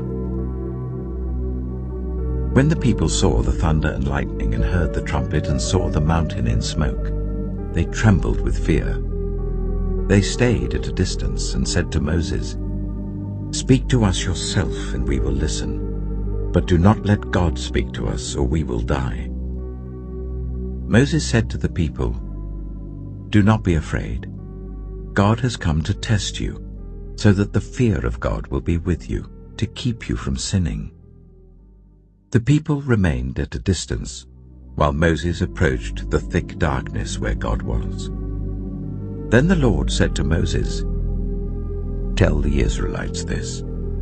You have seen for yourselves that I have spoken to you from heaven. Do not make any gods to be alongside me. Do not make for yourselves gods of silver or gods of gold. Make an altar of earth for me, and sacrifice on it your burnt offerings and fellowship offerings, your sheep and goats and your cattle. Wherever I cause my name to be honored, I will come to you and bless you. If you make an altar of stones for me, do not build it with dressed stones, for you will defile it if you use a tool on it. And do not go up to my altar on steps, or your private parts may be exposed." Exodus chapter 21. These are the laws you are to set before them. If you buy a Hebrew servant, he is to serve you for 6 years, but in the 7th year he shall go free without paying anything. If he comes alone, he is to go free alone. But if he has a wife when he comes, she is to go with him. If his master gives him a wife and she bears him sons or daughters, the woman and her children shall belong to her master, and only the man shall go free. But if the servant declares, "I love my master and my wife and children, and do not want to go free," then his master must take him before the judges. He shall take him to the door or the doorpost, and pierce his ear with an awl. Then he will be his servant for life. If a man sells his daughter as a servant, she is not to go free as male servants do. If she does not please the master who has selected her for himself, he must let her be redeemed. He has no right to sell her to foreigners, because he has broken faith with her. If he selects her for his son, he must grant her the rights of a daughter. If he marries another woman, he must not deprive the first one of her food, clothing, and marital rights. If he does not provide her with these 3 things, she is to go free without any payment of money. Anyone who strikes a person with a fatal blow is to be put to death. However, if it is not done intentionally, but God lets it happen, they are to flee to a place I will designate. But if anyone schemes and kills someone deliberately, that person is to be taken from my altar and put to death. Anyone who attacks their father or mother is to be put to death. Anyone who kidnaps someone is to be put to death, whether the victim has been sold or is still in the kidnapper's possession. Anyone who curses their father or mother is to be put to death. If people quarrel and one person hits another with a stone or with their fist, and the victim does not die but is confined to bed, the one who struck the blow will not be held liable if the other can get up and walk around outside with the staff. However, the guilty party must pay the injured person for any loss of time and see that the victim is completely healed. Anyone who beats their male or female slave with a rod must be punished if the slave dies as a direct result. But they are not to be punished if the slave recovers after a day or two, since the slave is their property. If people are fighting and hit a pregnant woman and she gives birth prematurely, but there is no serious injury, the offender must be fined whatever the woman's husband demands and the court allows. But if there is serious injury, you are to take life for life, eye for eye, tooth for tooth, hand for hand, foot for foot, burn for burn, wound for wound, bruise for bruise. An owner who hits a male or female slave in the eye and destroys it must let the slave go free to compensate for the eye. And an owner who knocks out the tooth of a male or female slave must let the slave go free to compensate for the tooth. If a bull gores a man or woman to death, the bull is to be stoned to death, and its meat must not be eaten. But the owner of the bull will not be held responsible. If, however, the bull has had the habit of goring, and the owner has been warned but has not kept it penned up, and it kills a man or woman, the bull is to be stoned, and its owner also is to be put to death. However, if payment is demanded, the owner may redeem his life by the payment of whatever is demanded. This law also applies if the bull gores a son or a daughter.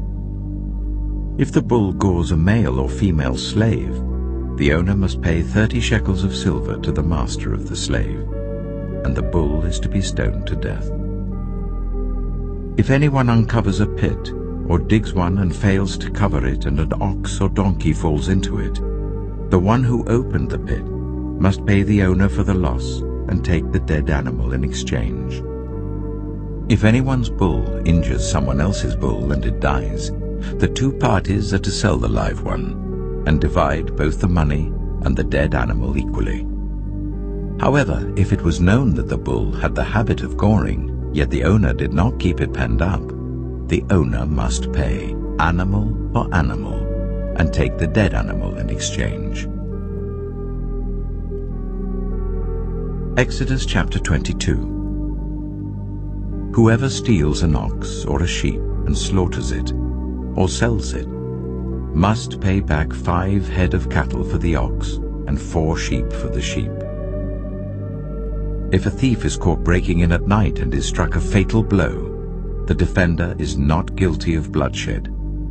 But if it happens after sunrise, the defender is guilty of bloodshed. Anyone who steals must certainly make restitution. But if they have nothing, they must be sold to pay for their theft. If the stolen animal is found alive in their possession, whether ox or donkey or sheep, they must pay back double. If anyone grazes their livestock in a field or vineyard and lets them stray and they graze in someone else's field, the offender must make restitution from the best of their own field or vineyard. If a fire breaks out and spreads into thorn bushes, so that it burns sheaves of corn or standing corn or the whole field, the one who started the fire must make restitution. If anyone gives a neighbor silver or goods for safekeeping, and they are stolen from the neighbor's house, the thief, if caught, must pay back double. But if the thief is not found, the owner of the house must appear before the judges, and they must determine whether the owner of the house has laid hands on the other person's property. In all cases of illegal possession of an ox, a donkey, a sheep, a garment, or any other lost property about which somebody says, "This is mine," both parties are to bring their cases before the judges. The one whom the judges declare guilty must pay back double to the other. If anyone gives a donkey, an ox, a sheep, or any other animal to their neighbor for safekeeping, and it dies, or is injured, or is taken away while no one is looking, the issue between them will be settled by the taking of an oath before the Lord, that the neighbor did not lay hands on the other person's property. The owner is to accept this, and no restitution is required. But if the animal was stolen from the neighbor, restitution must be made to the owner. If it was torn to pieces by a wild animal, the neighbor shall bring in the remains as evidence, and shall not be required to pay for the torn animal. If anyone borrows an animal from their neighbor, and it is injured or dies while the owner is not present, they must make restitution. But if the owner is with the animal, the borrower will not have to pay. If the animal was hired, the money paid for the hire covers the loss. If a man seduces a virgin who is not pledged to be married and sleeps with her, he must pay the bride price, and she shall be his wife. If her father absolutely refuses to give her to him, he must still pay the bride price for virgins. Do not allow a sorceress to live. Anyone who has sexual relations with an animal is to be put to death. Whoever sacrifices to any god other than the Lord must be destroyed. Do not ill-treat or oppress a foreigner, for you were foreigners in Egypt. Do not take advantage of the widow or the fatherless. If you do, and they cry out to me, I will certainly hear their cry. My anger will be aroused, and I will kill you with the sword. Your wives will become widows, and your children fatherless. If you lend money to one of my people among you who is needy, do not treat it like a business deal. Charge no interest. If you take your neighbor's cloak as a pledge, return it by sunset, because that cloak is the only covering your neighbor has. What else can they sleep in? When they cry out to me, I will hear, for I am compassionate. Do not blaspheme God or curse the ruler of your people. Do not hold back offerings from your granaries or your vats. You must give me the firstborn of your sons. Do the same with your cattle and your sheep. Let them stay with their mothers for 7 days, but give them to me on the 8th day. You are to be my holy people. So do not eat the meat of an animal torn by wild beasts. Throw it to the dogs. Exodus chapter 23. Do not spread false reports. Do not help a guilty person by being a malicious witness. Do not follow the crowd in doing wrong. When you give testimony in a lawsuit, do not pervert justice by siding with the crowd, and do not show favoritism to a poor person in a lawsuit. If you come across your enemy's ox or donkey wandering off, be sure to return it. If you see the donkey of someone who hates you fallen down under its load, do not leave it there. Be sure you help them with it. Do not deny justice to your poor people in their lawsuits. Have nothing to do with a false charge. and do not put an innocent or honest person to death, for I will not acquit the guilty. Do not accept a bribe, for a bribe blinds those who see and twists the words of the innocent. Do not oppress a foreigner. You yourselves know how it feels to be foreigners, because you were foreigners in Egypt. For 6 years you are to sow your fields and harvest the crops, but during the 7th year let the land lie unplowed and unused. Then the poor among your people may get food from it, and the wild animals may eat what is left. Do the same with your vineyard and your olive grove.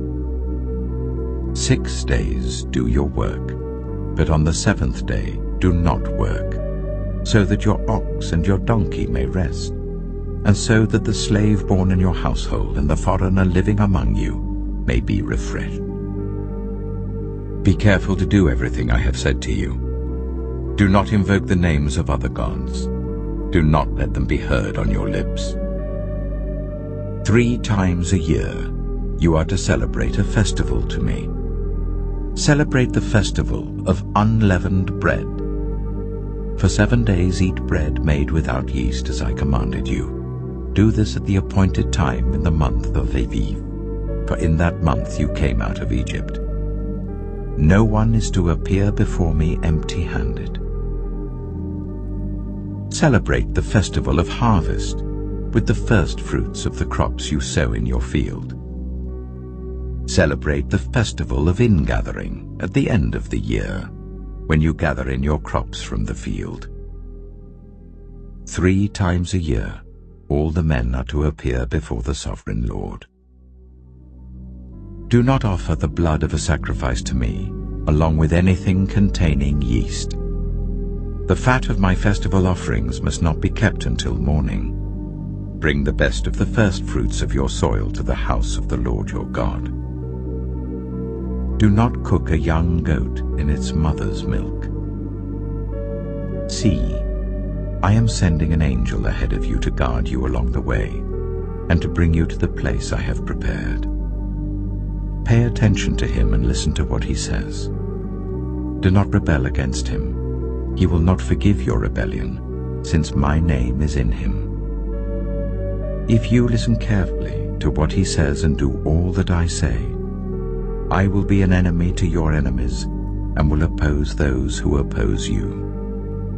My angel will go ahead of you and bring you into the land of the Amorites, Hittites, Perizzites, Canaanites, Hivites, and Jebusites, and I will wipe them out. Do not bow down before their gods, or worship them, or follow their practices. You must demolish them and break their sacred stones to pieces. Worship the Lord your God, and his blessing will be on your food and water. I will take away disease from among you, and none will miscarry or be barren in your land. I will give you a full lifespan. I will send my terror ahead of you, and throw into confusion every nation you encounter. I will make all your enemies turn their backs and run. I will send the hornet ahead of you to drive the Hivites, Canaanites, and Hittites out of your way. But I will not drive them out in a single year, because the land would become desolate, and the wild animals too numerous for you. Little by little I will drive them out before you, until you have increased enough to take possession of the land. I will establish your borders from the Red Sea to the Mediterranean Sea, and from the desert to the Euphrates River. I will give into your hands the people who live in the land, and you will drive them out before you. Do not make a covenant with them or with their gods. Do not let them live in your land, or they will cause you to sin against me, because the worship of their gods will certainly be a snare to you. Exodus chapter 24. Then the Lord said to Moses, "Come up to the Lord, you and Aaron, Nadab, and Abihu, and 70 of the elders of Israel. You are to worship at a distance, but Moses alone is to approach the Lord. The others must not come near, and the people may not come up with him. When Moses went and told the people all the Lord's words and laws, they responded with one voice, "Everything the Lord has said we will do." Moses then wrote down everything the Lord had said. He got up early the next morning and built an altar at the foot of the mountain and set up 12 stone pillars representing the 12 tribes of Israel. Then he sent young Israelite men, and they offered burnt offerings and sacrificed young bulls as fellowship offerings to the Lord. Moses took half of the blood and put it in bowls, and the other half he splashed against the altar. Then he took the book of the covenant and read it to the people. They responded, "We will do everything the Lord has said. We will obey." Moses then took the blood, sprinkled it on the people, and said, "This is the blood of the covenant that the Lord has made with you in accordance with all these words." Moses and Aaron, Nadab and Abihu, and the 70 elders of Israel went up and saw the God of Israel. Under his feet was something like a pavement made of lapis lazuli, as bright blue as the sky. But God did not raise his hand against these leaders of the Israelites. They saw God, and they ate and drank. The Lord said to Moses, "Come up to me on the mountain and stay here, and I will give you the tablets of stone with the law and commandments I have written for their instruction." Then Moses set out with Joshua his assistant, and Moses went up on the mountain of God. He said to the elders, "Wait here for us until we come back to you. Aaron and Hur are with you, and anyone involved in a dispute can go to them." When Moses went up on the mountain, the cloud covered it, and the glory of the Lord settled on Mount Sinai. For 6 days the cloud covered the mountain, and on the 7th day the Lord called to Moses from within the cloud. To the Israelites, the glory of the Lord looked like a consuming fire on top of the mountain. Then Moses entered the cloud as he went on up the mountain, and he stayed on the mountain 40 days and 40 nights. Exodus chapter 25. The Lord said to Moses, "Tell the Israelites to bring me an offering. You are to receive the offering for me from everyone whose heart prompts them to give. These are the offerings you are to receive from them: gold, silver and bronze, blue, purple and scarlet yarn, and fine linen, goat hair, ram skins dyed red, and another type of durable leather, acacia wood, olive oil for the light, spices for the anointing oil and for the fragrant incense, and onyx stones and other gems to be mounted on the ephod and breastpiece. Then let them make a sanctuary for me, and I will dwell among them. Make this tabernacle and all its furnishings exactly like the pattern I will show you. Let them make an ark of acacia wood, 2.5 cubits long, 1.5 cubits wide, and 1.5 cubits high. Overlay it with pure gold both inside and out, and make a gold molding around it. Cast 4 gold rings for it, and fasten them to its 4 feet, with 2 rings on one side and 2 rings on the other. Then make poles of acacia wood and overlay them with gold. Insert the poles into the rings on the sides of the ark to carry it. The poles are to remain in the rings of this ark. They are not to be removed. Then put in the ark the tablets of the covenant law which I will give you. Make an atonement cover of pure gold, 2.5 cubits long and 1.5 cubits wide, and make 2 cherubim out of hammered gold at the ends of the cover. Make 1 cherub on one end and the 2nd cherub on the other. Make the cherubim of one piece with the cover at the 2 ends. The cherubim are to have their wings spread upwards, overshadowing the cover with them. The cherubim are to face each other, looking towards the cover.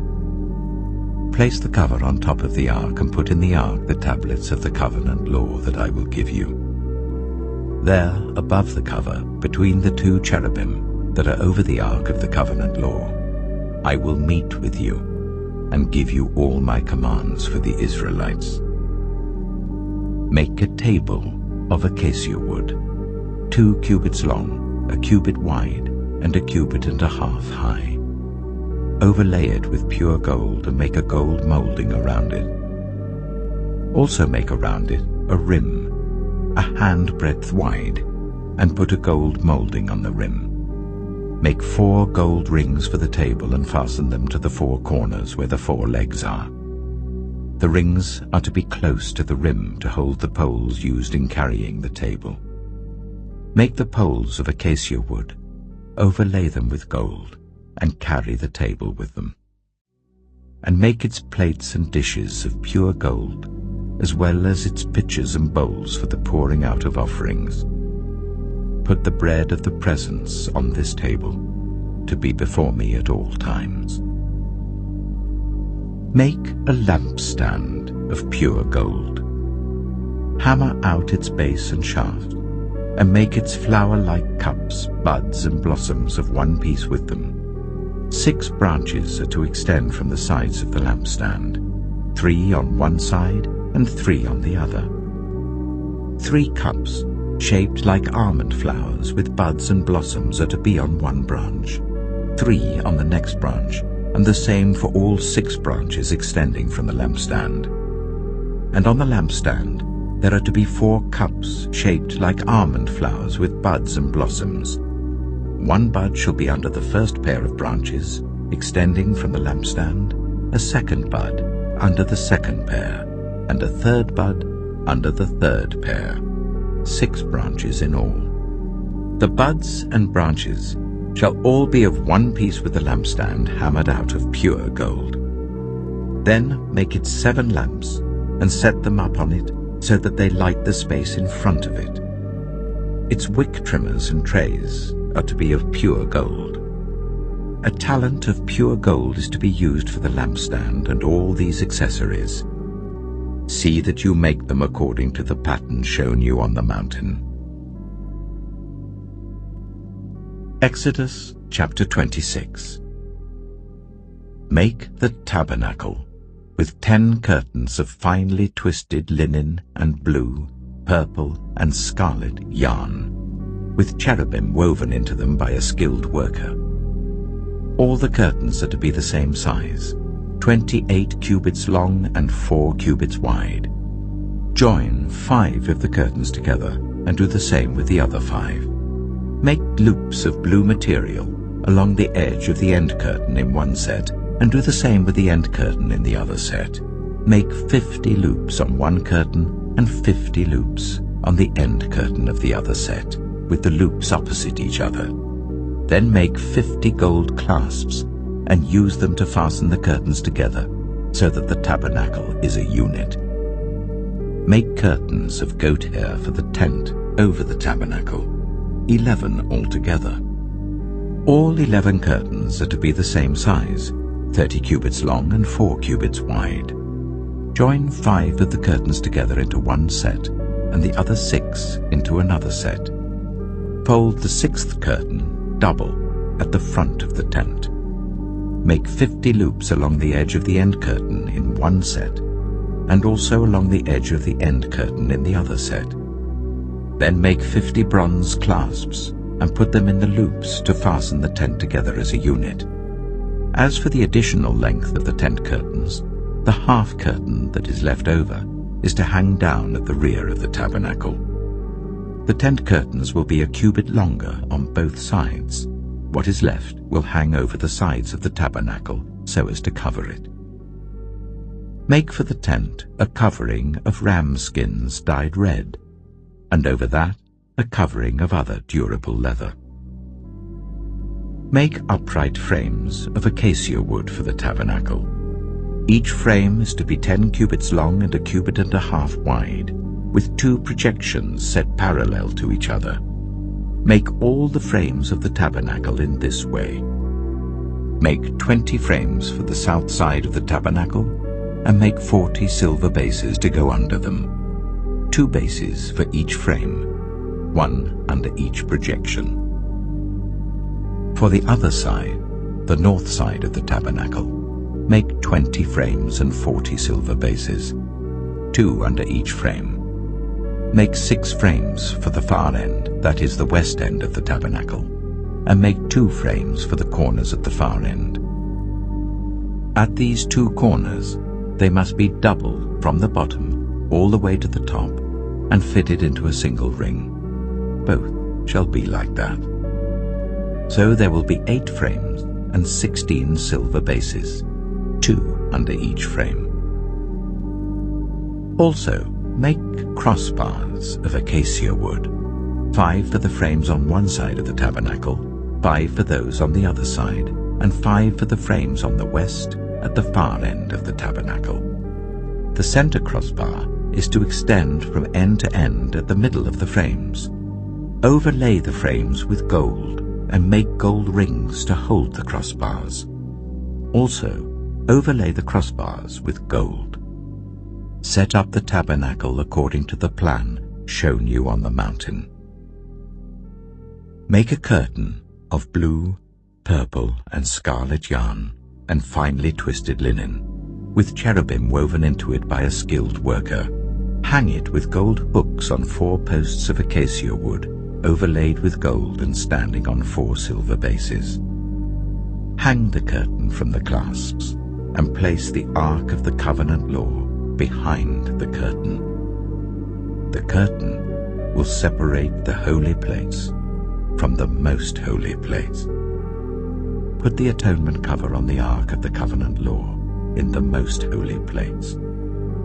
Place the table outside the curtain on the north side of the tabernacle, and put the lampstand opposite it on the south side. For the entrance to the tent, make a curtain of blue, purple, and scarlet yarn and finely twisted linen, the work of an embroiderer. Make gold hooks for this curtain, and 5 posts of acacia wood overlaid with gold, and cast 5 bronze bases for them.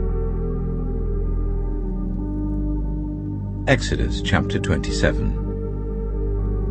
Build an altar of acacia wood, 3 cubits high. It is to be square, 5 cubits long and 5 cubits wide. Make a horn at each of the 4 corners, so that the horns and the altar are of one piece, and overlay the altar with bronze. Make all its utensils of bronze, its pots to remove the ashes, and its shovels, sprinkling bowls, meat forks, and fire pans. Make a grating for it, a bronze network, and make a bronze ring at each of the 4 corners of the network. Put it under the ledge of the altar, so that it is halfway up the altar. Make poles of acacia wood for the altar and overlay them with bronze. The poles are to be inserted into the rings, so they will be on 2 sides of the altar when it is carried. Make the altar hollow out of boards. It is to be made just as you were shown on the mountain. Make a courtyard for the tabernacle. The south side shall be 100 cubits long, and is to have curtains of finely twisted linen, with 20 posts and 20 bronze bases, with silver hooks and bands on the posts. The north side shall also be 100 cubits long, and is to have curtains with 20 posts and 20 bronze bases, and with silver hooks and bands on the posts. The west end of the courtyard shall be 50 cubits wide and have curtains with 10 posts and 10 bases. On the east end, towards the sunrise, the courtyard shall also be 50 cubits wide. Curtains 15 cubits long are to be on one side of the entrance with 3 posts and 3 bases, and curtains 15 cubits long are to be on the other side with 3 posts and 3 bases. For the entrance to the courtyard, provide a curtain 20 cubits long of blue, purple, and scarlet yarn, and finely twisted linen, the work of an embroiderer, with 4 posts and 4 bases. All the posts around the courtyard are to have silver bands and hooks and bronze bases. The courtyard shall be 100 cubits long and 50 cubits wide, with curtains of finely twisted linen 5 cubits high, and with bronze bases.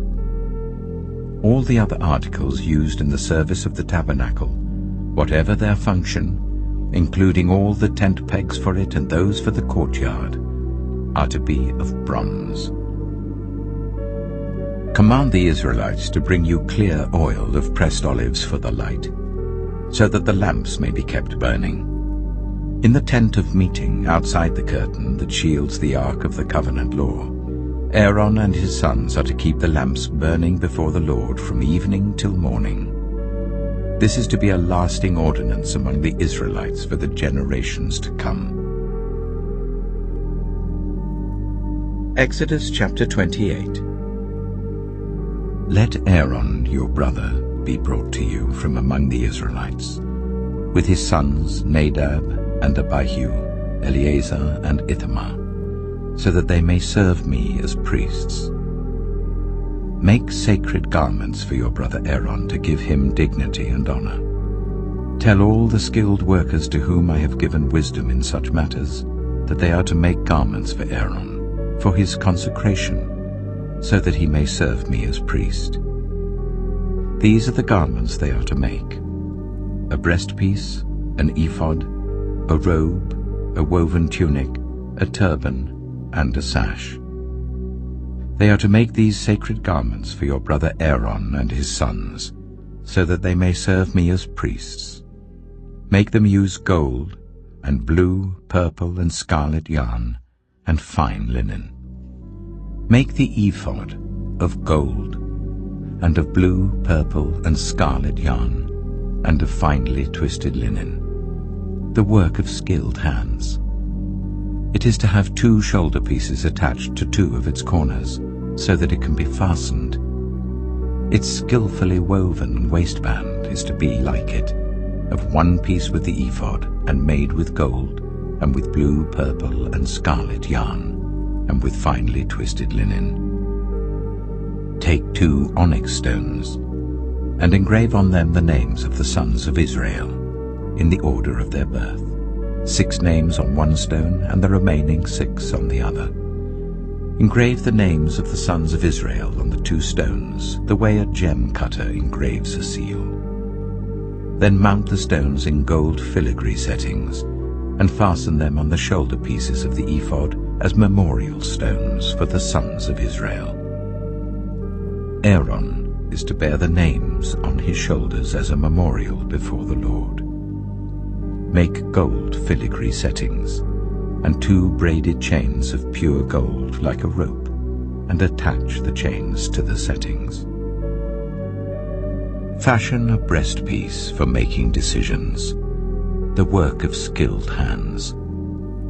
Make it like the ephod, of gold and of blue, purple, and scarlet yarn, and of finely twisted linen. It is to be square, a span long and a span wide, and folded double. Then mount 4 rows of precious stones on it. The first row shall be carnelian, chrysolite, and beryl. The second row shall be turquoise, lapis lazuli, and emerald. The third row shall be jacinth, agate, and amethyst. The 4th row shall be topaz, onyx, and jasper. Mount them in gold filigree settings. There are to be 12 stones, 1 for each of the names of the sons of Israel, each engraved like a seal with the name of 1 of the 12 tribes. For the breastpiece, make braided chains of pure gold like a rope. Make 2 gold rings for it and fasten them to 2 corners of the breastpiece.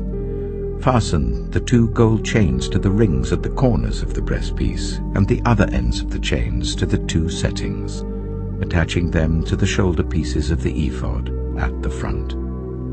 Make 2 gold rings, and attach them to the other 2 corners of the breastpiece on the inside edge next to the ephod.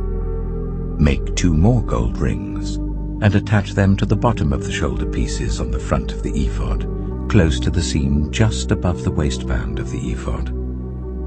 The rings of the breastpiece are to be tied to the rings of the ephod with blue cord, connecting it to the waistband, so that the breastpiece will not swing out from the ephod.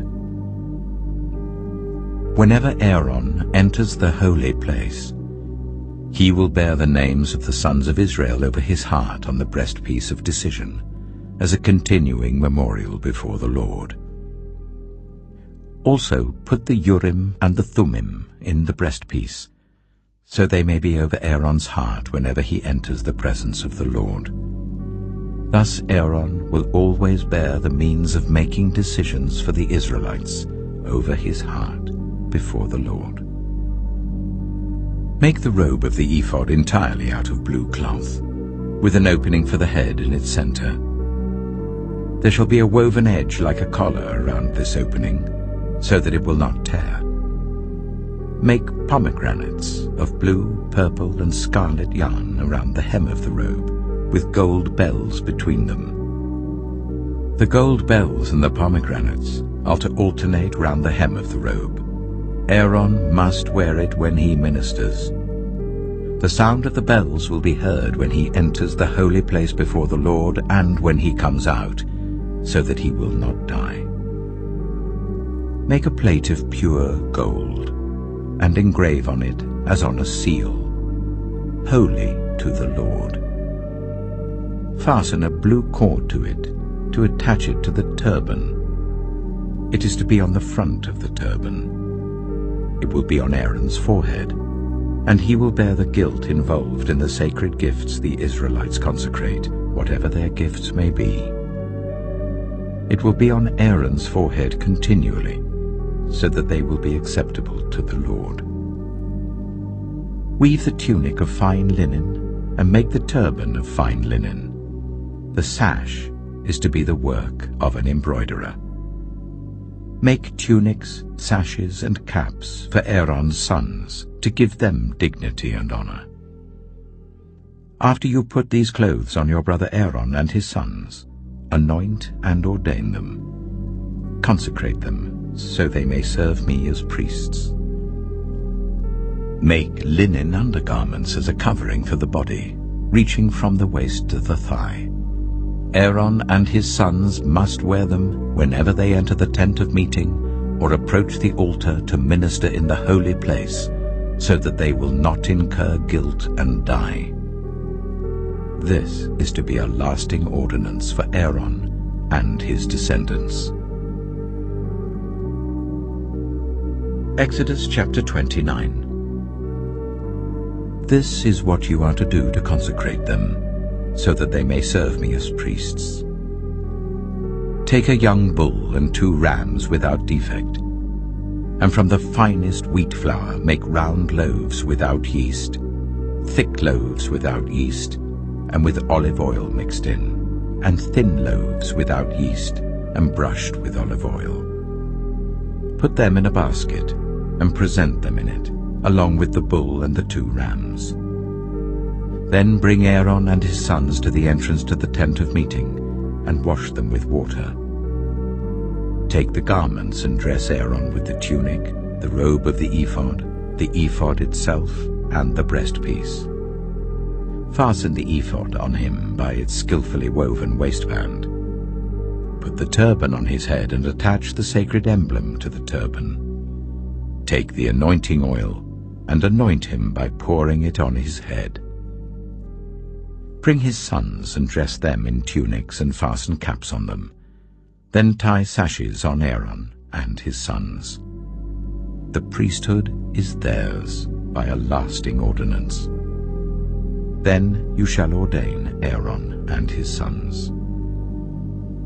Bring the bull to the front of the tent of meeting, and Aaron and his sons shall lay their hands on its head. Slaughter it in the Lord's presence at the entrance to the tent of meeting. Take some of the bull's blood and put it on the horns of the altar with your finger, and pour out the rest of it at the base of the altar. Then take all the fat of the internal organs, the covering of the liver and both kidneys with the fat on them, and burn them on the altar.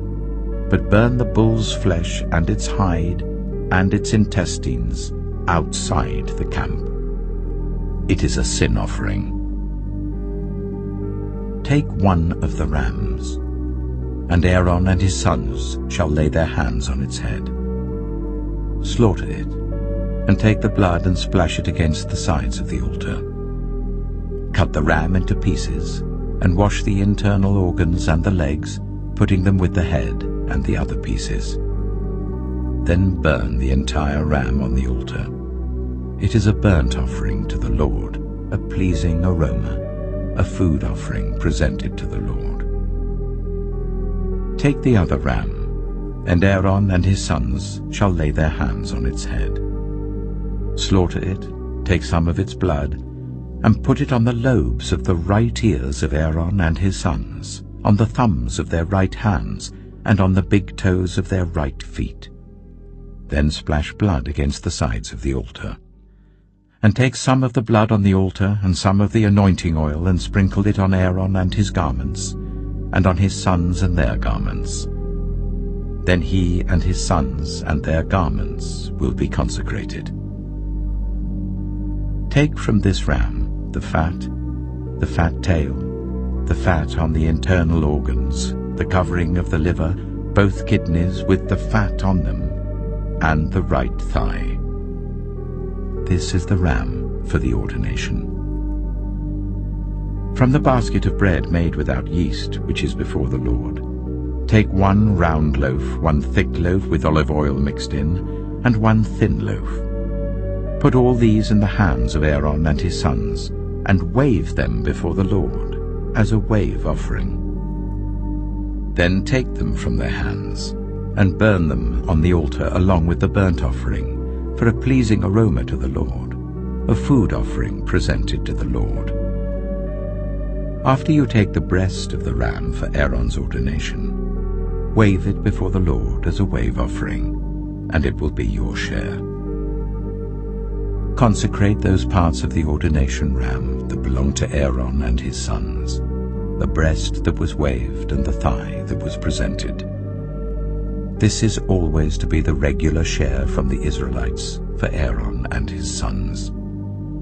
It is the contribution the Israelites are to make to the Lord from their fellowship offerings. Aaron's sacred garments will belong to his descendants, so that they can be anointed and ordained in them. The son who succeeds him as priest and comes to the tent of meeting to minister in the holy place is to wear them 7 days. Take the ram for the ordination and cook the meat in a sacred place. At the entrance to the tent of meeting, Aaron and his sons are to eat the meat of the ram and the bread that is in the basket.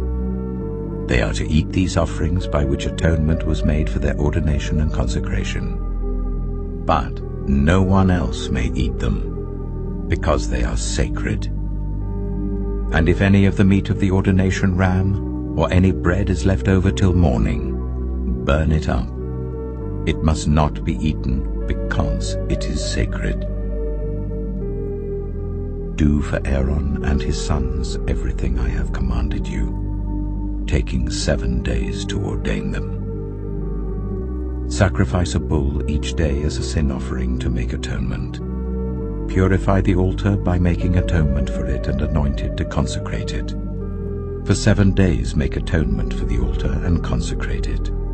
Then the altar will be most holy, and whatever touches it will be holy.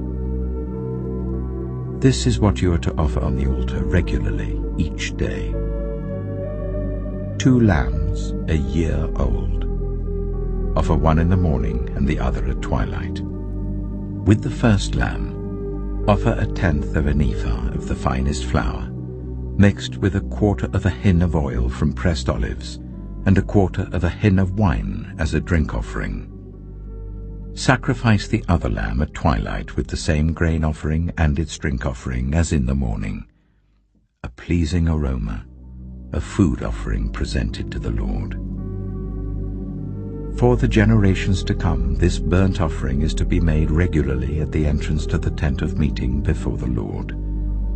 There I will meet you and speak to you. There also I will meet with the Israelites, and the place will be consecrated by my glory.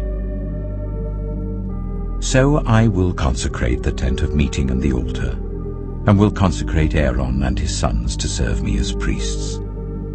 Then I will dwell among the Israelites and be their God. They will know that I am the Lord their God, who brought them out of Egypt, so that I might dwell among them. I am the Lord their God. Exodus chapter 30. Make an altar of acacia wood for burning incense. It is to be square, a cubit long and a cubit wide and 2 cubits high, its horns of one piece with it. Overlay the top and all the sides and the horns with pure gold, and make a gold molding around it.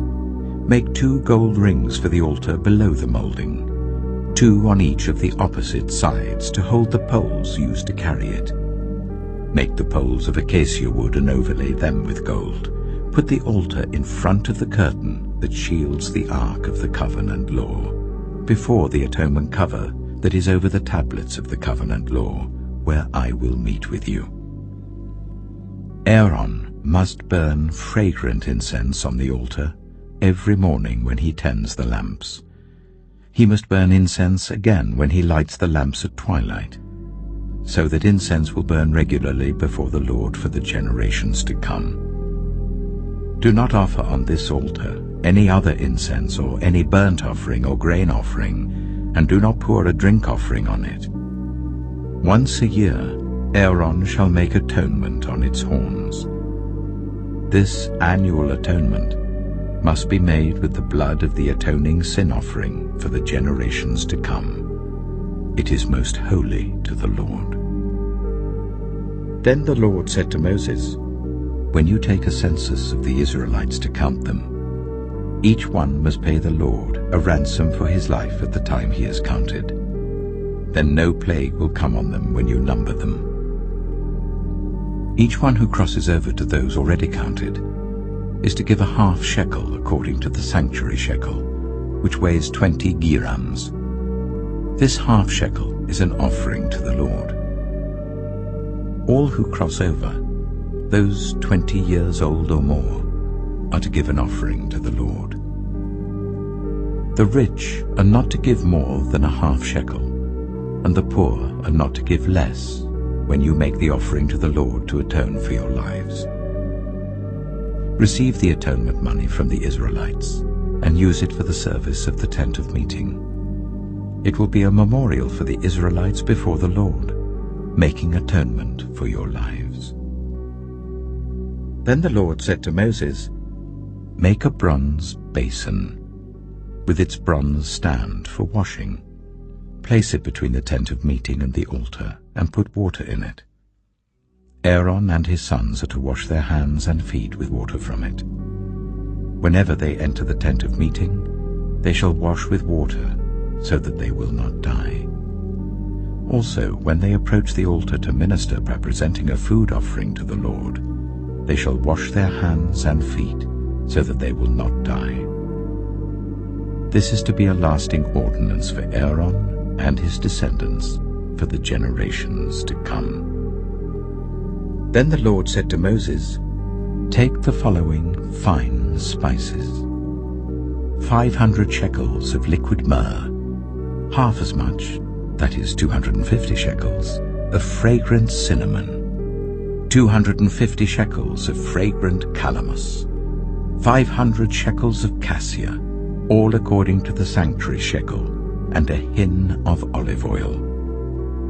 Make these into a sacred anointing oil, a fragrant blend, the work of a perfumer. It will be the sacred anointing oil. Then use it to anoint the tent of meeting, the Ark of the Covenant Law, the table and all its articles, the lampstand and its accessories, the altar of incense, the altar of burnt offering and all its utensils, and the basin with its stand. You shall consecrate them, so they will be most holy, and whatever touches them will be holy. Anoint Aaron and his sons and consecrate them, so they may serve me as priests. Say to the Israelites, this is to be my sacred anointing oil for the generations to come. Do not pour it on anyone else's body, and do not make any other oil using the same formula. It is sacred, and you are to consider it sacred. Whoever makes perfume like it and puts it on anyone other than a priest must be cut off from their people. Then the Lord said to Moses, take fragrant spices, gum resin, onycha, and galbanum, and pure frankincense, all in equal amounts, and make a fragrant blend of incense, the work of a perfumer. It is to be salted and pure and sacred. Grind some of it to powder and place it in front of the Ark of the Covenant law in the tent of meeting, where I will meet with you. It shall be most holy to you. Do not make any incense with this formula for yourselves. Consider it holy to the Lord. Whoever makes incense like it, to enjoy its fragrance, must be cut off from their people. Exodus chapter 31. Then the Lord said to Moses, see, I have chosen Bezalel, son of Uri, the son of Hur of the tribe of Judah, and I have filled him with the Spirit of God, with wisdom, with understanding, with knowledge, and with all kinds of skills, to make artistic designs for work in gold, silver, and bronze, to cut and set stones, to work in wood, and to engage in all kinds of crafts. Moreover, I have appointed Aholiab, son of Ahisamach, of the tribe of Dan, to help him. Also, I have given ability to all the skilled workers to make everything I have commanded you: the tent of meeting, the ark of the covenant law with the atonement cover on it, and all the other furnishings of the tent, the table and its articles, the pure gold lampstand and all its accessories, the altar of incense, the altar of burnt offering and all its utensils, the basin with its stand, and also the woven garments, both the sacred garments for Aaron the priest and the garments for his sons when they serve as priests, and the anointing oil and fragrant incense for the holy place. They are to make them just as I commanded you. Then the Lord said to Moses, say to the Israelites, you must observe my Sabbaths. This will be a sign between me and you for the generations to come, so that you may know that I am the Lord, who makes you holy. Observe the Sabbath because it is holy to you. Anyone who desecrates it is to be put to death. Those who do any work on that day must be cut off from their people. For 6 days work is to be done, but the 7th day is a day of Sabbath rest, holy to the Lord. Whoever does any work on the Sabbath day is to be put to death. The Israelites are to observe the Sabbath, celebrating it for the generations to come as a lasting covenant. It will be a sign between me and the Israelites forever. For in 6 days the Lord made the heavens and the earth, and on the 7th day he rested and was refreshed.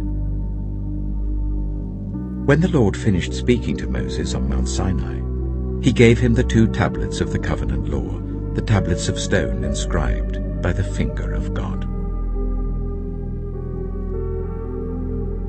Exodus chapter 32.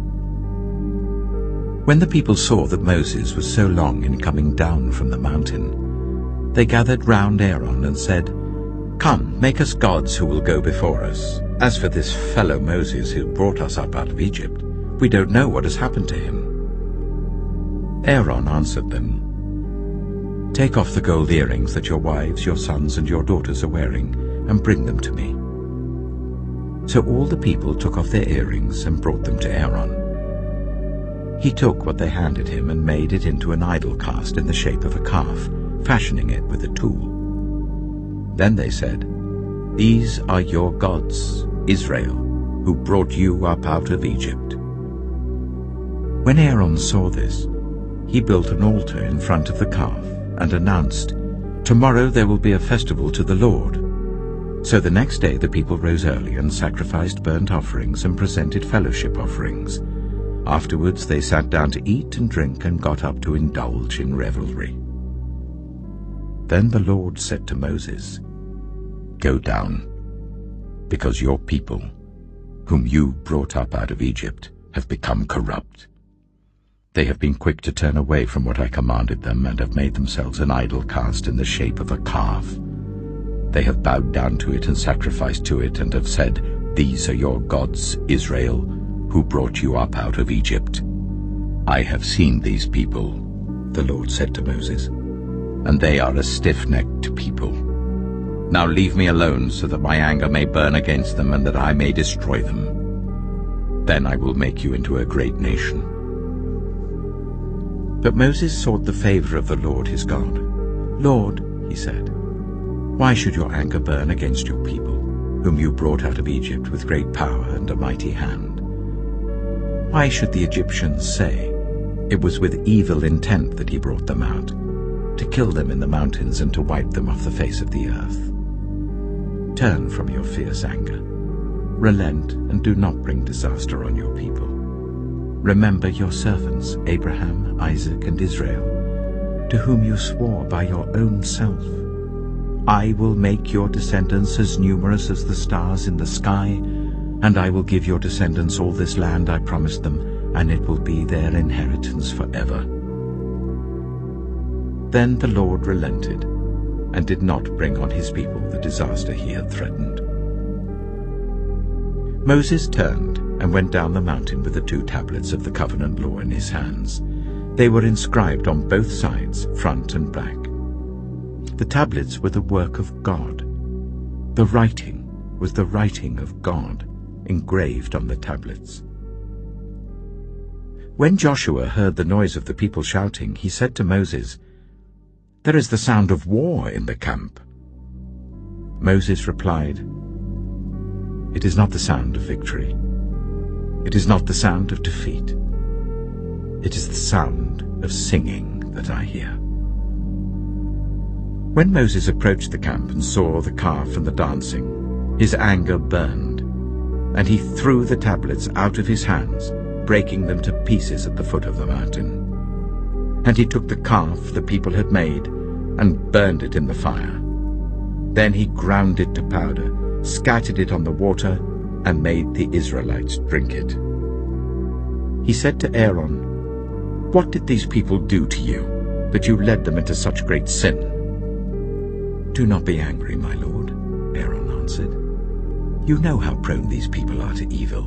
They said to me, 'Make us gods who will go before us.' As for this fellow Moses who brought us up out of Egypt, we don't know what's happened to him." So I told them, 'Whoever has any gold jewelry, take it off.' Then they gave me the gold, and I threw it into the fire, and out came this calf." Moses saw that the people were running wild, and that Aaron had let them get out of control and so become a laughingstock to their enemies. So he stood at the entrance to the camp and said, "Whoever is for the Lord, come to me." And all the Levites rallied to him. Then he said to them, "This is what the Lord, the God of Israel, says. Each man strap a sword to his side. Go back and forth through the camp from one end to the other, each killing his brother and friend and neighbor." The Levites did as Moses commanded, and that day about 3,000 of the people died.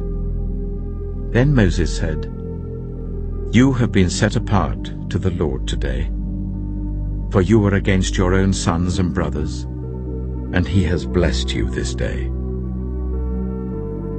The next day Moses said to the people, "You have committed a great sin, but now I will go up to the Lord. Perhaps I can make atonement for your sin." So Moses went back to the Lord and said, "Oh, what a great sin these people have committed. They have made themselves gods of gold. But now, please, forgive their sin. But if not, then blot me out of the book you have written." The Lord replied to Moses, "Whoever has sinned against me, I will blot out of my book. Now go, lead the people to the place I spoke of, and my angel will go before you. However, when the time comes for me to punish, I will punish them for their sin." And the Lord struck the people with a plague because of what they did with the calf Aaron had made.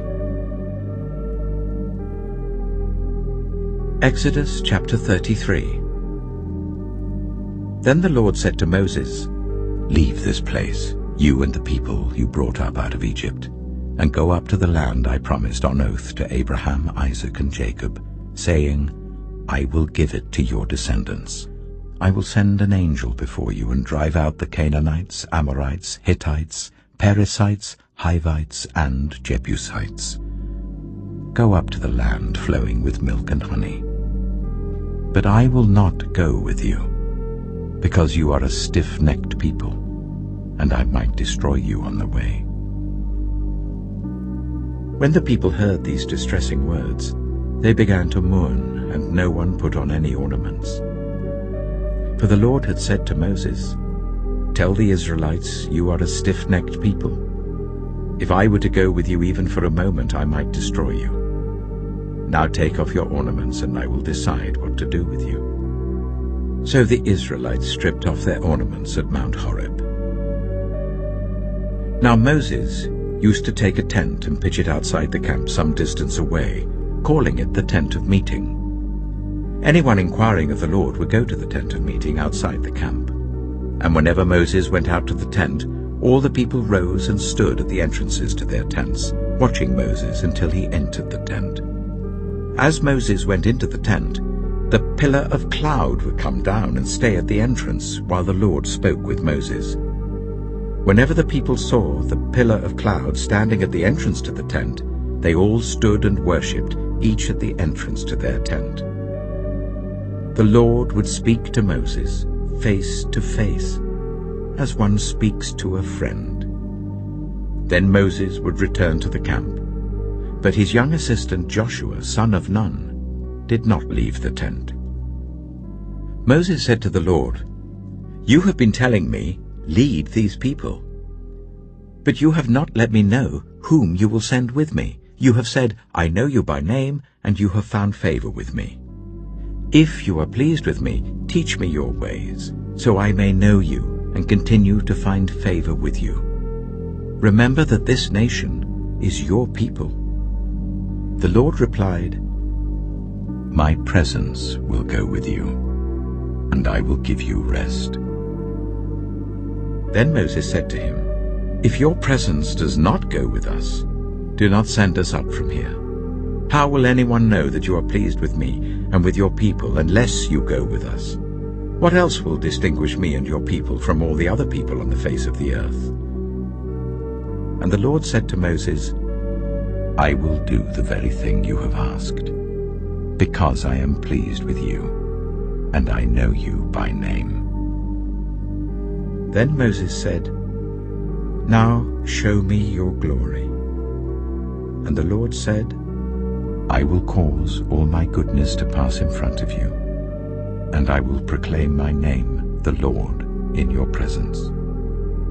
I will have mercy on whom I will have mercy, and I will have compassion on whom I will have compassion. But," he said, "you cannot see my face, for no one may see me and live." Then the Lord said, "There is a place near me where you may stand on a rock. When my glory passes by, I will put you in a cleft in the rock and cover you with my hand until I have passed by.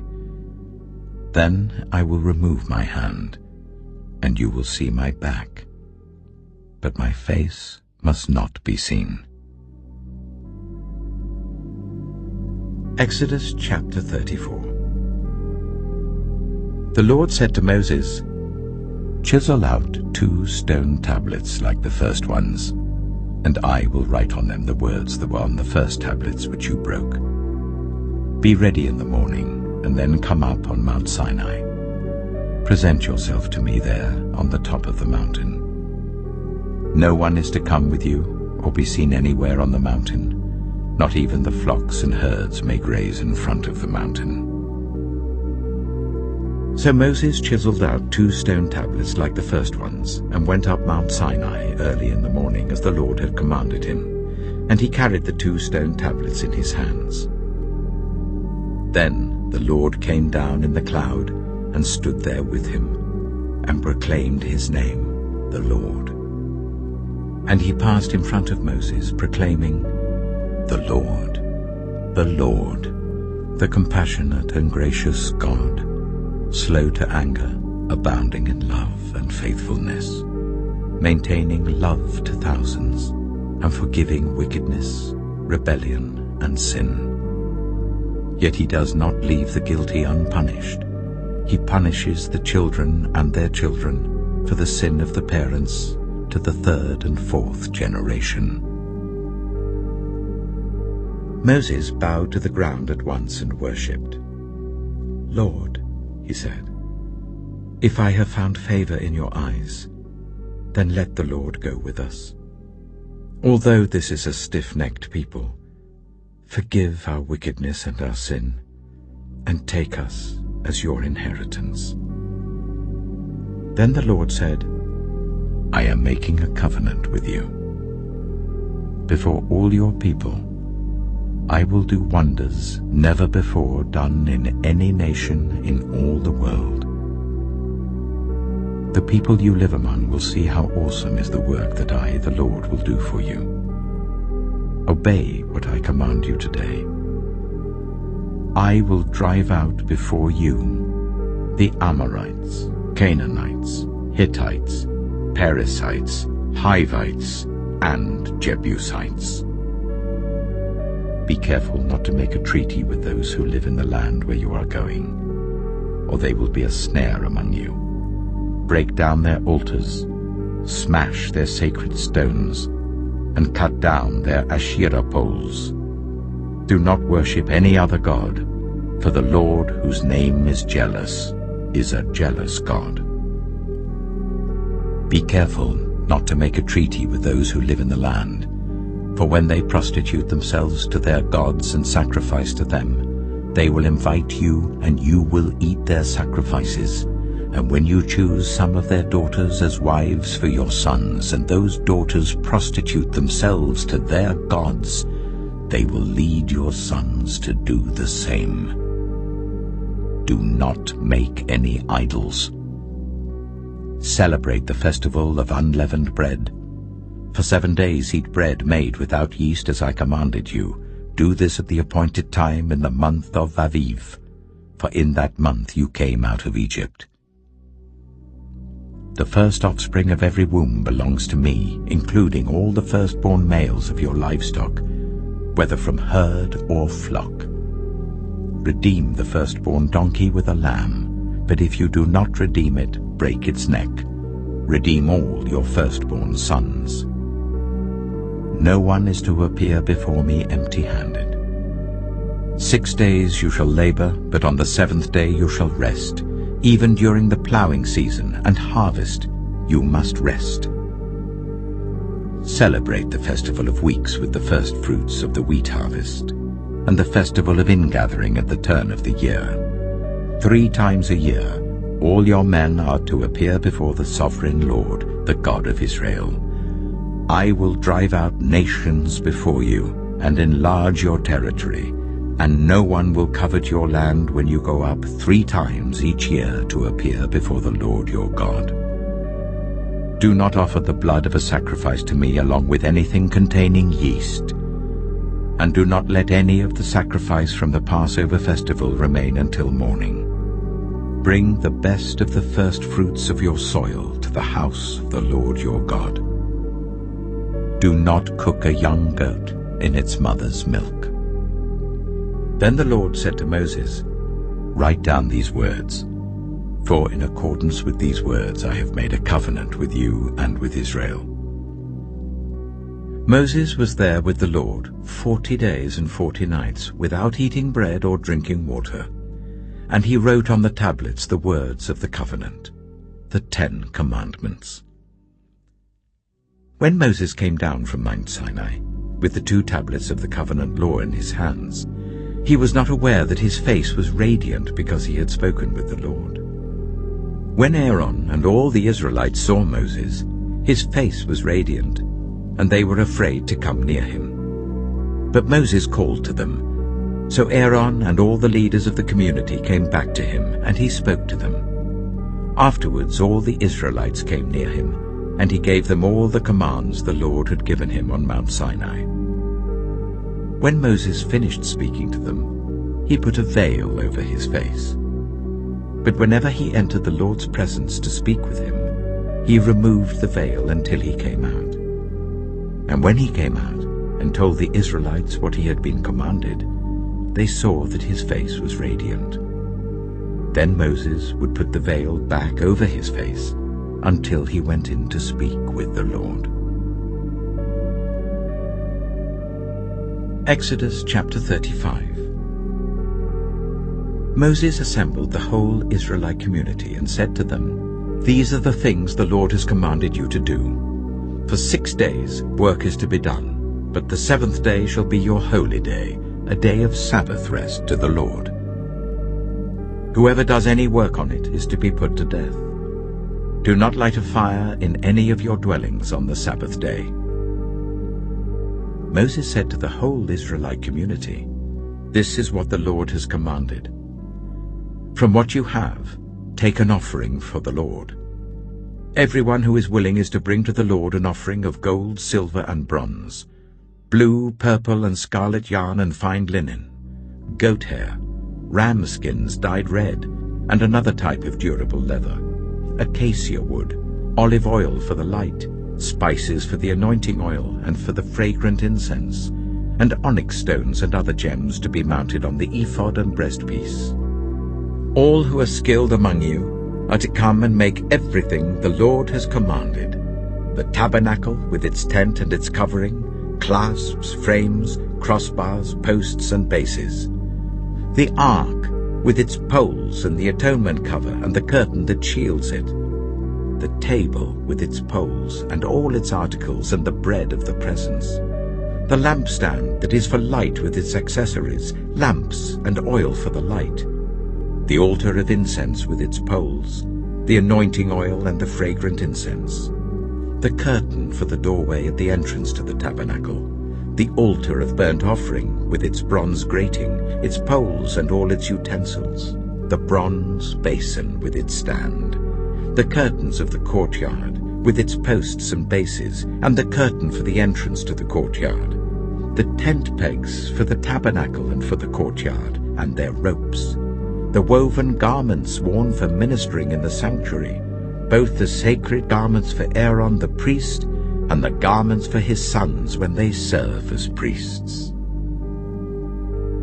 Then the whole Israelite community withdrew from Moses' presence, and everyone who was willing and whose heart moved them came and brought an offering to the Lord for the work on the tent of meeting, for all its service, and for the sacred garments.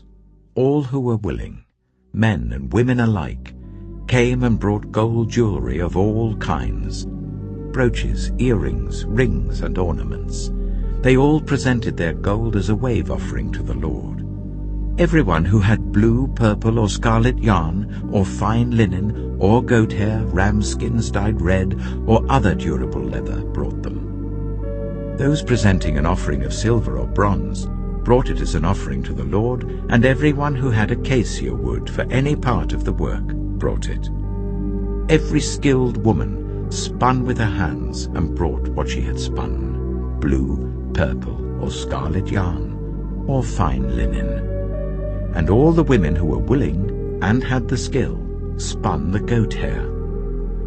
The leaders brought onyx stones and other gems to be mounted on the ephod and breastpiece. They also brought spices and olive oil for the light, and for the anointing oil, and for the fragrant incense. all the Israelite men and women who were willing brought to the Lord free will offerings for all the work the Lord, through Moses, had commanded them to do. Then Moses said to the Israelites, "See, the Lord has chosen Bezalel, son of Uri, the son of Hur, of the tribe of Judah. And he has filled him with the Spirit of God, with wisdom, with understanding, with knowledge, and with all kinds of skills, to make artistic designs for work in gold, silver, and bronze, to cut and set stones, to work in wood, and to engage in all kinds of artistic crafts.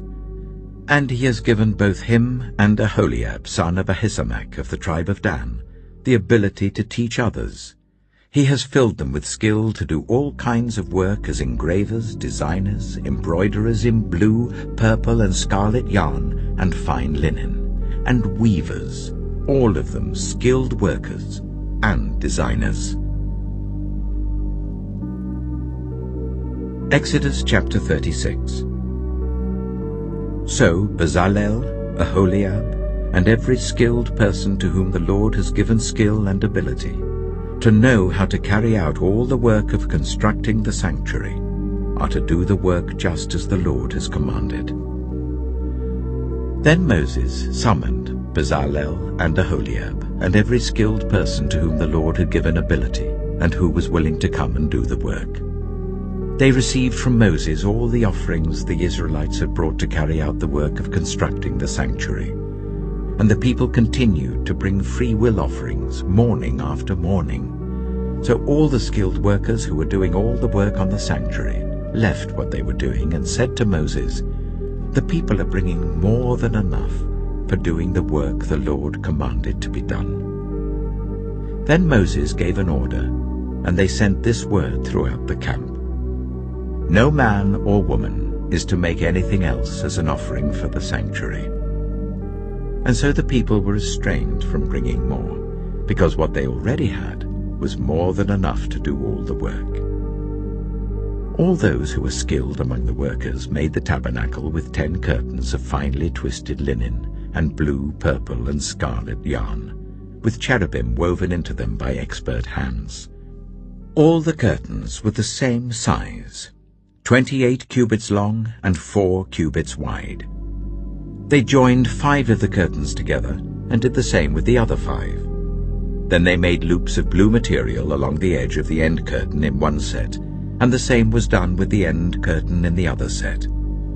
They also made 50 loops on one curtain and 50 loops on the end curtain of the other set, with the loops opposite each other.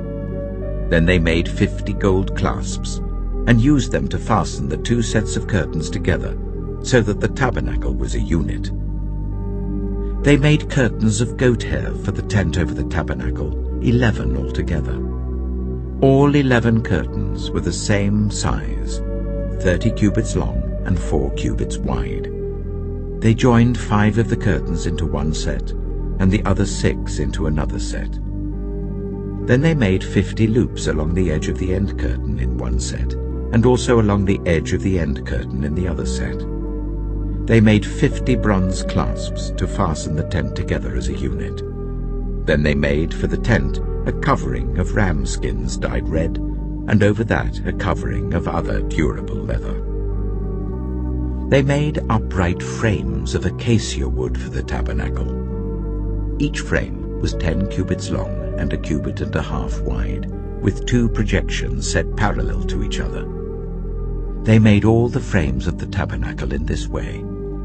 They made 20 frames for the south side of the tabernacle, and made 40 silver bases to go under them, 2 bases for each frame, 1 under each projection.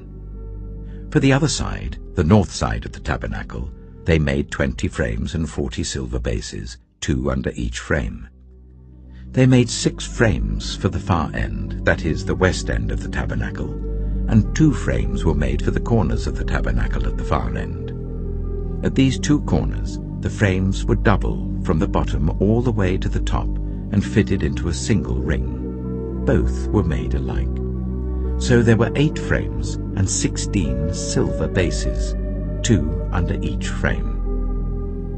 They also made crossbars of acacia wood. 5 for the frames on one side of the tabernacle, 5 for those on the other side, and 5 for the frames on the west, at the far end of the tabernacle. They made the center crossbar, so that it extended from end to end at the middle of the frames. They overlaid the frames with gold and made gold rings to hold the crossbars. They also overlaid the crossbars with gold. They made the curtain of blue, purple, and scarlet yarn and finely twisted linen, with cherubim woven into it by a skilled worker. They made 4 posts of acacia wood for it, and overlaid them with gold. They made gold hooks for them, and cast their 4 silver bases. For the entrance to the tent, they made a curtain of blue, purple, and scarlet yarn and finely twisted linen, the work of an embroiderer. And they made 5 posts with hooks for them. They overlaid the tops of the posts and their bands with gold, and made their 5 bases of bronze. Exodus chapter 37. Bezalel made the ark of acacia wood, 2.5 cubits long, 1.5 cubits wide, and 1.5 cubits high. He overlaid it with pure gold, both inside and out, and made a gold molding around it. He cast 4 gold rings for it, and fastened them to its 4 feet, with 2 rings on one side and 2 rings on the other. Then he made poles of acacia wood, and overlaid them with gold, and he inserted the poles into the rings on the sides of the ark to carry it. He made the atonement cover of pure gold, 2.5 cubits long and 1.5 cubits wide. Then he made 2 cherubim out of hammered gold at the ends of the cover. He made 1 cherub on one end and the second cherub on the other. At the 2 ends he made them of one piece with the cover. The cherubim had their wings spread upwards, overshadowing the cover with them. The cherubim faced each other, looking towards the cover. They made the table of acacia wood, 2 cubits long, 1 cubit wide, and 1.5 cubits high. Then they overlaid it with pure gold and made a gold molding around it. They also made around it a rim 1 handbreadth wide, and put a gold molding on the rim. They cast 4 gold rings for the table and fastened them to the 4 corners where the 4 legs were. The rings were put close to the rim to hold the poles used in carrying the table. The poles for carrying the table were made of acacia wood and were overlaid with gold. And they made from pure gold the articles for the table, its plates and dishes and bowls and its pitchers for the pouring out of drink offerings. They made the lampstand of pure gold. They hammered out its base and shaft, and made its flower-like cups, buds and blossoms of one piece with them. 6 branches extended from the sides of the lampstand, 3 on one side and 3 on the other. 3 cups shaped like almond flowers with buds and blossoms were on one branch, 3 on the next branch, and the same for all 6 branches extending from the lampstand. And on the lampstand were 4 cups shaped like almond flowers with buds and blossoms. 1 bud was under the first pair of branches extending from the lampstand, a 2nd bud under the 2nd pair, and a 3rd bud under the 3rd pair, 6 branches in all. The buds and the branches were all of one piece with the lampstand, hammered out of pure gold. They made it 7 lamps, as well as its wick trimmers and trays, of pure gold. They made the lampstand and all its accessories from 1 talent of pure gold. They made the altar of incense out of acacia wood. It was square, 1 cubit long and 1 cubit wide and 2 cubits high, its horns of one piece with it. They overlaid the top and all the sides and the horns with pure gold and made a gold molding around it. They made 2 gold rings below the molding, 2 on each of the opposite sides to hold the poles used to carry it. They made the poles of acacia wood and overlaid them with gold. They also made the sacred anointing oil and the pure, fragrant incense, the work of a perfumer. Exodus chapter 38. They built the altar of burnt offering of acacia wood, 3 cubits high. It was square, 5 cubits long and 5 cubits wide. They made a horn at each of the 4 corners, so that the horns and the altar were of one piece, and they overlaid the altar with bronze.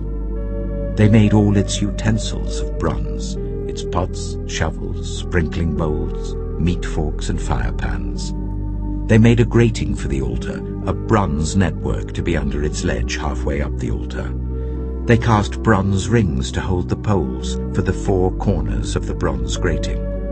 They made the poles of acacia wood and overlaid them with bronze.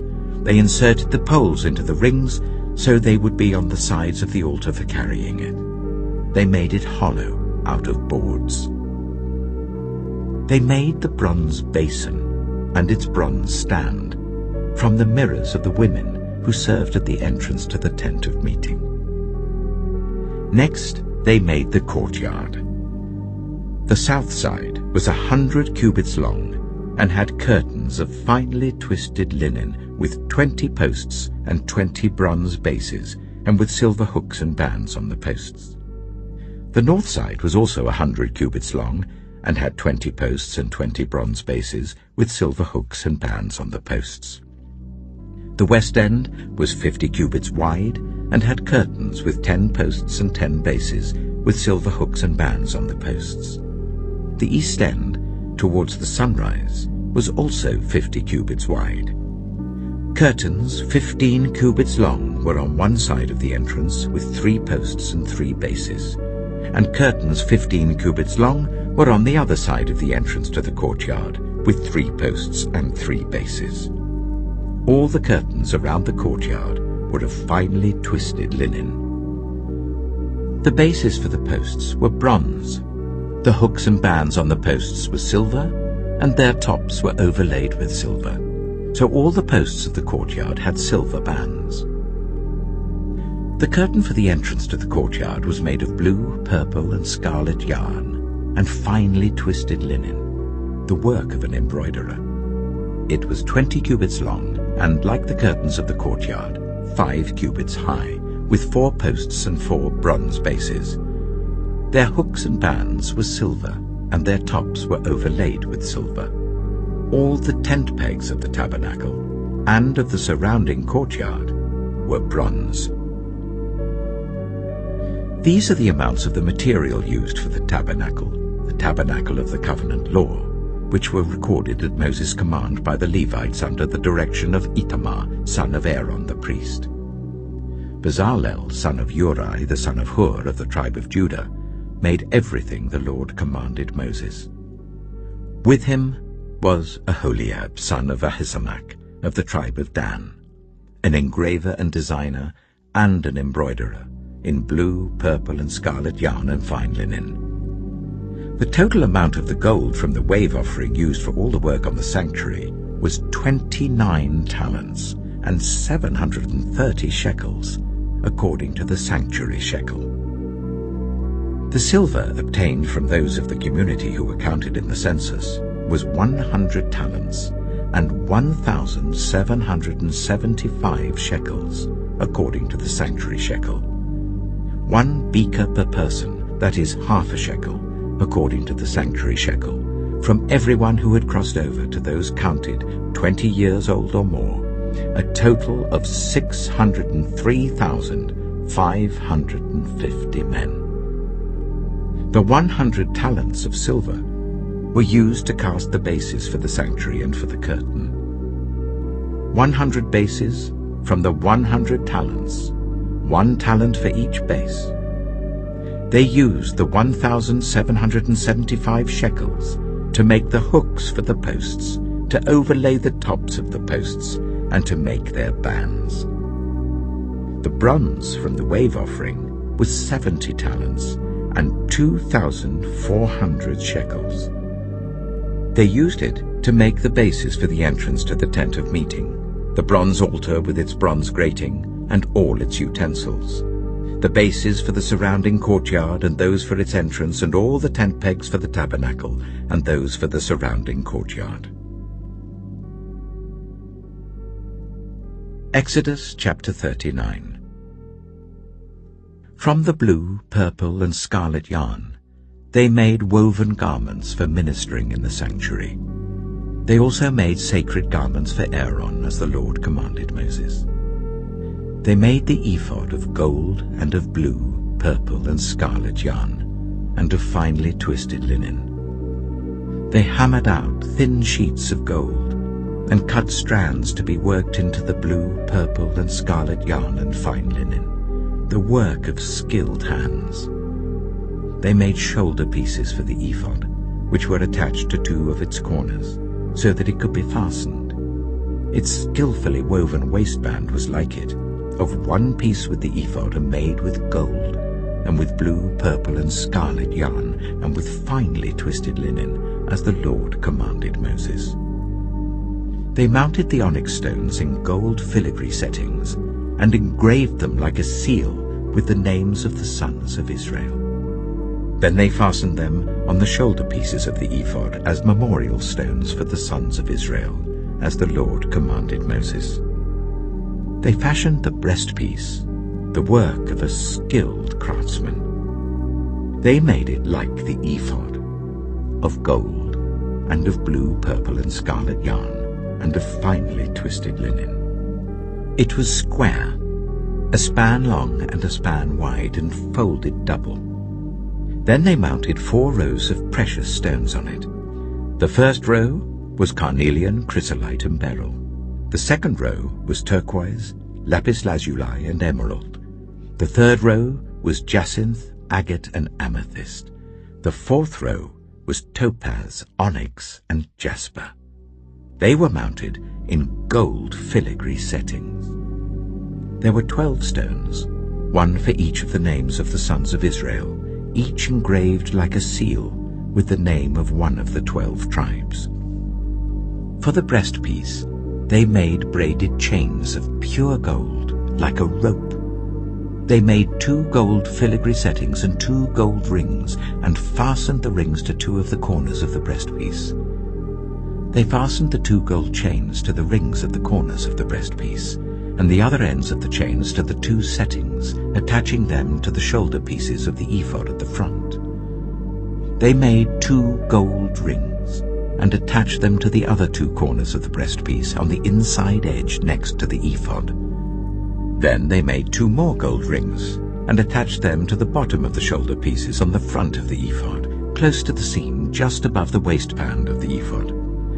They tied the rings of the breastpiece to the rings of the ephod with blue cord, connecting it to the waistband, so that the breastpiece would not swing out from the ephod, as the Lord commanded Moses. They made the robe of the ephod entirely of blue cloth, the work of a weaver, with an opening in the center of the robe like the opening of a collar, and a band around this opening so that it would not tear. They made pomegranates of blue, purple, and scarlet yarn and finely twisted linen round the hem of the robe. And they made bells of pure gold, and attached them around the hem between the pomegranates. The bells and pomegranates alternated round the hem of the robe to be worn for ministering, as the Lord commanded Moses. For Aaron and his sons, they made tunics of fine linen, the work of a weaver, and the turban of fine linen, the linen caps and the undergarments of finely twisted linen. The sash was made of finely twisted linen and blue, purple, and scarlet yarn, the work of an embroiderer, as the Lord commanded Moses. They made the plate, the sacred emblem, out of pure gold, and engraved on it like an inscription on a seal, "Holy to the Lord." Then they fastened a blue cord to it to attach it to the turban, as the Lord commanded Moses. So all the work on the tabernacle, the tent of meeting, was completed. the Israelites did everything just as the Lord commanded Moses.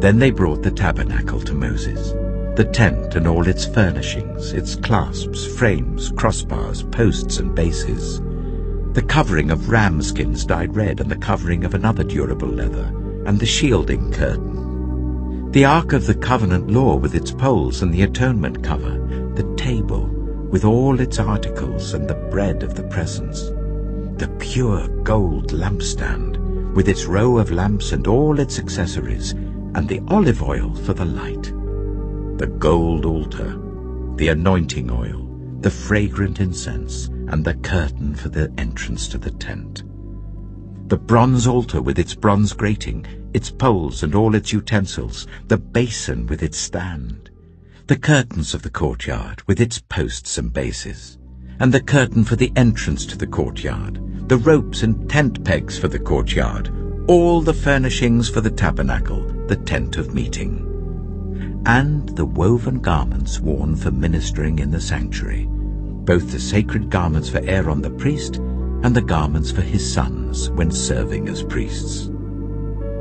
The Israelites had done all the work just as the Lord had commanded Moses. Moses inspected the work and saw that they had done it just as the Lord had commanded. So Moses blessed them. Exodus chapter 40. Then the Lord said to Moses, "Set up the tabernacle, the tent of meeting, on the first day of the first month. Place the ark of the covenant law in it, and shield the ark with the curtain. Bring in the table, and set out what belongs on it. Then bring in the lampstand, and set up its lamps. Place the gold altar of incense in front of the ark of the covenant law, and put the curtain at the entrance to the tabernacle. Place the altar of burnt offering in front of the entrance to the tabernacle, the tent of meeting.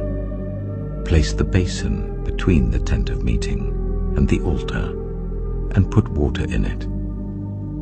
Set up the courtyard around it, and put the curtain at the entrance to the courtyard. Take the anointing oil, and anoint the tabernacle and everything in it.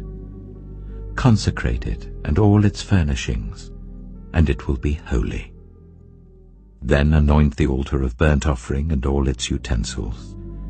Consecrate the altar, and it will be most holy. Anoint the basin and its stand, and consecrate them. Bring Aaron and his sons to the entrance to the tent of meeting, and wash them with water. Then dress Aaron in the sacred garments. Anoint him and consecrate him so that he may serve me as priest. Bring his sons and dress them in tunics. Anoint them just as you anointed their father, so that they may serve me as priests. Their anointing will be to a priesthood that will continue throughout their generations." Moses did everything just as the Lord commanded him.